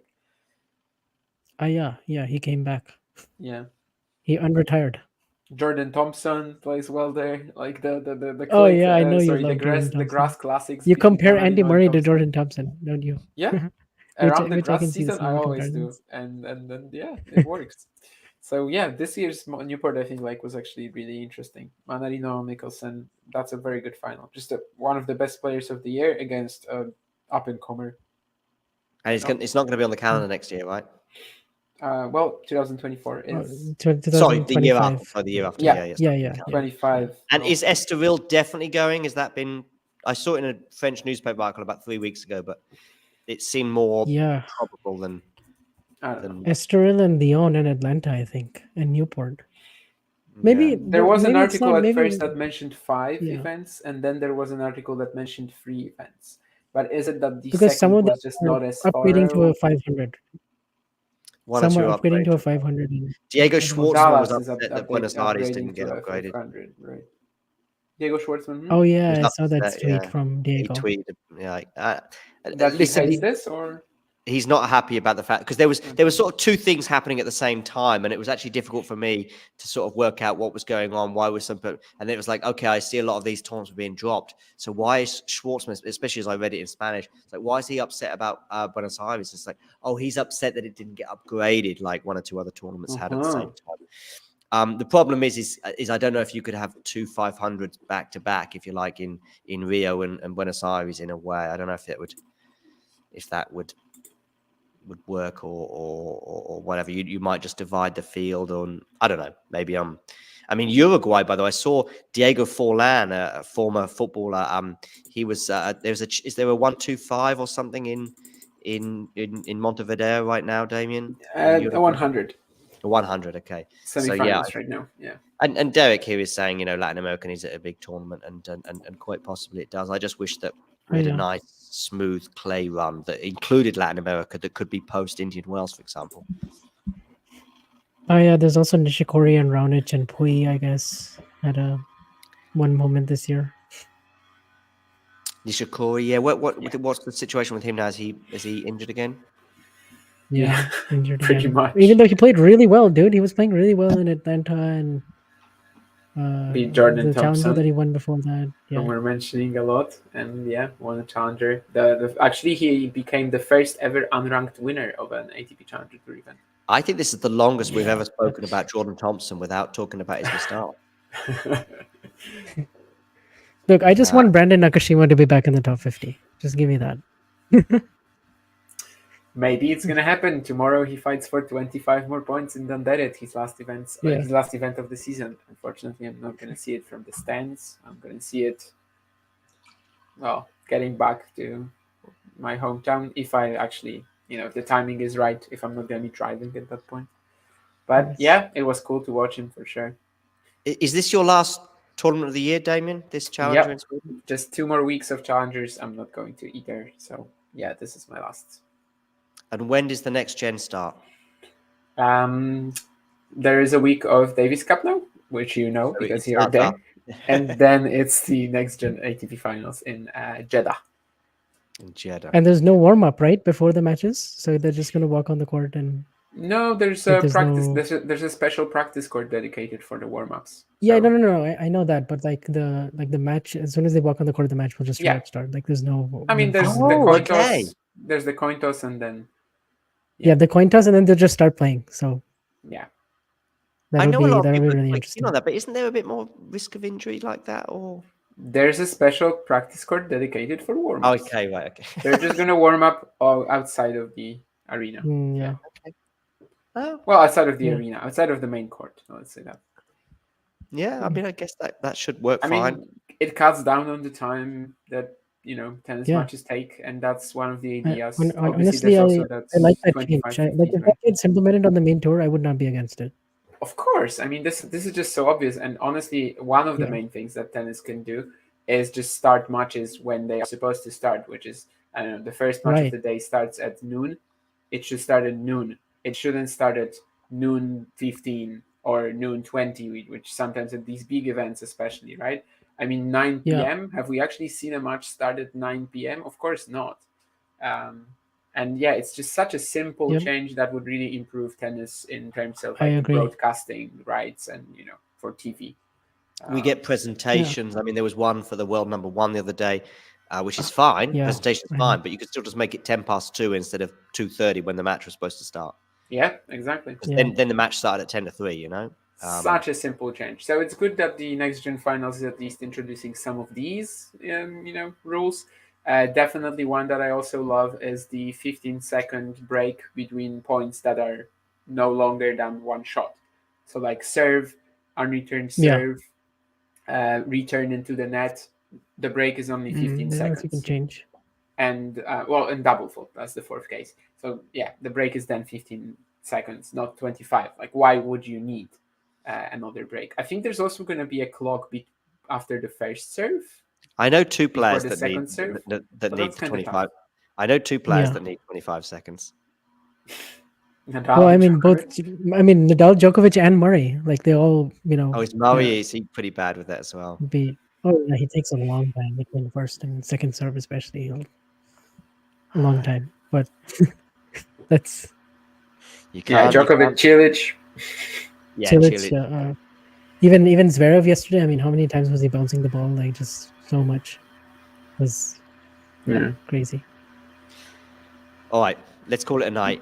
Damien, Vanch, call it an afternoon for Vanch, call it a night for Damien and I. Big thanks to you for being here for the best part of 4 hours. And we'll be catching up with both of you very soon, no doubt. Plenty of tennis still to come, but also plenty of other chat and all sorts of things going on, even in December. I'm going to make sure I get round to doing these matches of the year. I'll have to get a pen and paper out and work out a fair way of doing it. I could put it to a vote, but that's too risky. You put it to the vote, like to not a vote amongst us. I mean, a vote amongst those crazy people out in the real world. You'll get like 5 Djokovic matches or something, and 5 Iga Swiatek. But you don't have to. You can just use it as guidance, right? Yeah, exactly. Yeah. Which is not a very democratic way to do it. But then people are nuts. There needs to be some sort of control over it. Yeah. Otherwise, it's Medvedev's very. Yeah, right. Especially if Srihari is just. If somehow voting, he's just creating bot accounts. Yeah, exactly. Yeah. And he actually would have the skills to do it, probably. Probably would. He knows. And let me tell you this: Talking Tennis doesn't have the software to bounce the bots away. Anyway, on that bombshell, we'll call it a day, call it a night. Thank you to you guys, and we'll speak to you soon. Yeah. Yep. Thank you. Yeah, and I'll be doing a show soon with Damien on the Eagle and Carlos show. So I kind of forgot. We have to do that. When are you doing it? You're doing it now, or no? Maybe tomorrow or day after. Okay. Yeah. Cool. Tomorrow or so just keep your eye out. Their year's done. Their year has been. Who had the better year? Was that something you might even? Is it possible to answer? Oh, of the two, if you want to compare between tours, I guess. I don't know. Gotta be Iga. Yeah, but black and white, it's Iga. We're actually answering it. Yeah, I mean, black and white's Iga. There's no doubt about that. But if you go like, expectation, age, because what's the difference in age? Is Iga like a year older? 2 years older? 2 years. So trajectory-wise, it makes sense why you brought them together. But there is it's like who's had the better year? Sinner, Rybakina or Medvedev? Say again. Rybakina or Medvedev?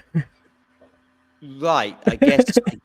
Yeah, I don't know if I understand the comparisons. Yeah, but like, who's had the better year? Medvedev or Liam Brody? Liam Brody has had. Okay. You mean in terms That's of what I mean. perception and I'm giving an expectation? extreme there to then suggest. Oh my god. Okay, I think we better end this before this gets so crazy. Is it actually Liam Brody? It would not because of because cracking the top 100. I'm thinking about it because Liam Brody kind of maxed out his potential, right? Right, and so Daniil didn't. So it's actually Liam Brody. Right, exactly. So when it comes to the Iga and Carlos question, that's the argument for Carlos. On a black and white thing, who won more thousands and Grand Slams and end of year finals? It's clearly Iga. That's not even really. I wouldn't ask. But then if you go, but Carlos winning Wimbledon was not quite. Yeah, but then he didn't win the US Open or Roland Garros, right? I think before, as with many different things regarding Świątek this year, like before Beijing and WTA finals, this was probably a conversation. But because she had this ridiculous finish to the year, she played so smart and got 2,500 points. I think even relative to the expectations, it still puts her above Alcaraz for me. I mean, it's literally the last two events that changed that. I mean, for the me, last two events have changed it. Yeah, in terms of it was everything, like the total perception of her season. Absolutely, and also the perception of either her or Sabalenka in terms of who had the better year. Oh, absolutely, yeah. There was no conversation before Beijing. After Beijing, maybe you could start saying. I would say it's all about wins the WTA finals. It's all about the WTA finals and arguably the match that they had together. That was kind of a shootout. Who had the better year? I mean, I know she had to beat Pegula in the final, but if she lost to Pegula, maybe we start the conversation again. Exactly. But in the end, that result turned out. Now it's super clear. It's Świątek. Yeah. Right. And with that, but I like how they both showed us something different. Carlos at Queens and Wimbledon, and Iga in the last two events. So it's kind of. Yeah, the thing with Carlos is lots to talk about on the Iga and Carlos tennis. Okay, we should not. Yeah, I mean, you've got a year to look back on in many respects. Like an off-season episode after we talk about the ATP finals as well. There's gonna be a lot to cover, and lots of the points will be brought up there. So, guys, if you, to the listeners, if you wanna join us there, join me and Vansh in that discussion. Definitely feel invited to. We've had a show together since May, June. And it's going well. So. I mean, are you gonna get? I mean, I don't know if maybe you don't want to get because I think maybe you just bounce off each other really well. But like if Juan Carlos Ferrero or what's the Abramovich? What's her first name? From Daria. Daria Abramovich got in touch with you and said, "Hey, I'd like to be on your show." Maybe you two are going to say, "Listen, I think you'd upset the dynamic, Daria. Sorry." If they got in touch, we would have to. I mean, we're open to it, right? Like we're open to having guests on. Absolutely, we just haven't made any actual arrangements in terms of that. I'm not a big fan of people giving unsolicited advice, but this is something I've thought about before. I think maybe we need to change Carlos's picture here so he's not eating this green surf. Oh yeah. Yeah, I can definitely come up with that. Vanch, the problem is now, Vanch, you're going to have to stick to it because I'm mentioning it live on air, and it's like, well, when you do it, plus I think Carlos is like 12 here as well in this picture, although it's difficult to tell. Yeah, they're both really young. Like I chose good. The former sponsor of Iga as well, right? So yes, she's changed. That. I mean, Vanch really terrible job as our social media manager. No, but to be honest, the account itself is not doing bad. Like almost 500 followers. No, definitely. Yeah. We have a nice group there. Bigger than our listener, their group probably. But it's like that for every show. I think it always looks cool though as well when you follow like 20% or even less than 20%, 15-20%. You've got like 5 times the number of followers than what you follow. That's always. We should only follow Iga Świątek, Carlos Alcaraz, Vansh Vermani, and Damian Krust. Oh yeah, okay. Yes, I was going to say who's Vansh Vermani, but yeah, okay. What about Carlos? What about you? Didn't mention. You didn't mention Carlos. Sorry, no, Van. I mentioned Carlos. I mentioned Carlos. Oh, you did. So 4. What about Daria Abramovic? Is she on Twitter? Yeah, I thought about it. She is. Yeah, She retweeted or quoted me a few times in the past. So she definitely is. Yeah. So yeah, she just follow those. Yeah, she just reads everything that is there. Is Warsaw on the calendar next year? No, I don't think it is it? Warsaw is because not, of the Olympics, they decided not to, but it's also not coming back in 2025. They had the license until 2025, and they just decided not to hold it in 2024 and 25, which sucks majorly because it's such a growing market right now, Poland, for tennis, in women's tennis especially, and that event is off the schedule. That absolutely straight up sucks. Thanks to my father for the like on Facebook, by the way. I don't know whether that occurred during this last little chat about Igor and Carlos, but he's put his like. He loves our show. Yeah, he does love it. Yeah, well, he likes it. Actually, he doesn't love it because you can love things on. You can also to say he loves our Igor and Carlos tennis show. I'm sure he does. Yeah, I'm sure he's an avid listener. I mean, he doesn't even know how to say Djokovic's name. Basically, he's sort of as aware of who he is, and he'll say his name. But by the way, if you really want to be super cool, you need to be like the tweet of God, because I thought of him when you were talking about just following like 4 people, because God is actually on Twitter and he follows one person. But he's got 6 million followers, which I think if you're God, it's not that great. But anyway, whatever. Follows 1. And the 1 person is Justin Bieber. So that's the epitome of cool, when you've got 6 million followers and you follow 1 and it's Justin Bieber. Do you know how many people Corentin Moutin follows on Twitter? How many he follows? Yeah. 10? None. 0? 0. Okay. None. Yeah, that's why he's asking it. Yeah. Okay. Yeah, it had to be. Yeah. He quote tweeted a video that I posted like 2 days ago, and that's why I checked. But he actually follows no one, so I don't even understand how he saw that. I guess he was just googling his name. Yeah, he could have put his name in the search. Googling, I mean, putting his name in the search bar or whatever. Right. Enjoy your show in a day or 2, and enjoy the rest of your days, evenings, and whatever else is going on. Take care, and everybody, you know the drill. If you enjoyed this video, make sure you hit that like button. Don't forget to subscribe and click that notification bell so you don't miss out on all things tennis.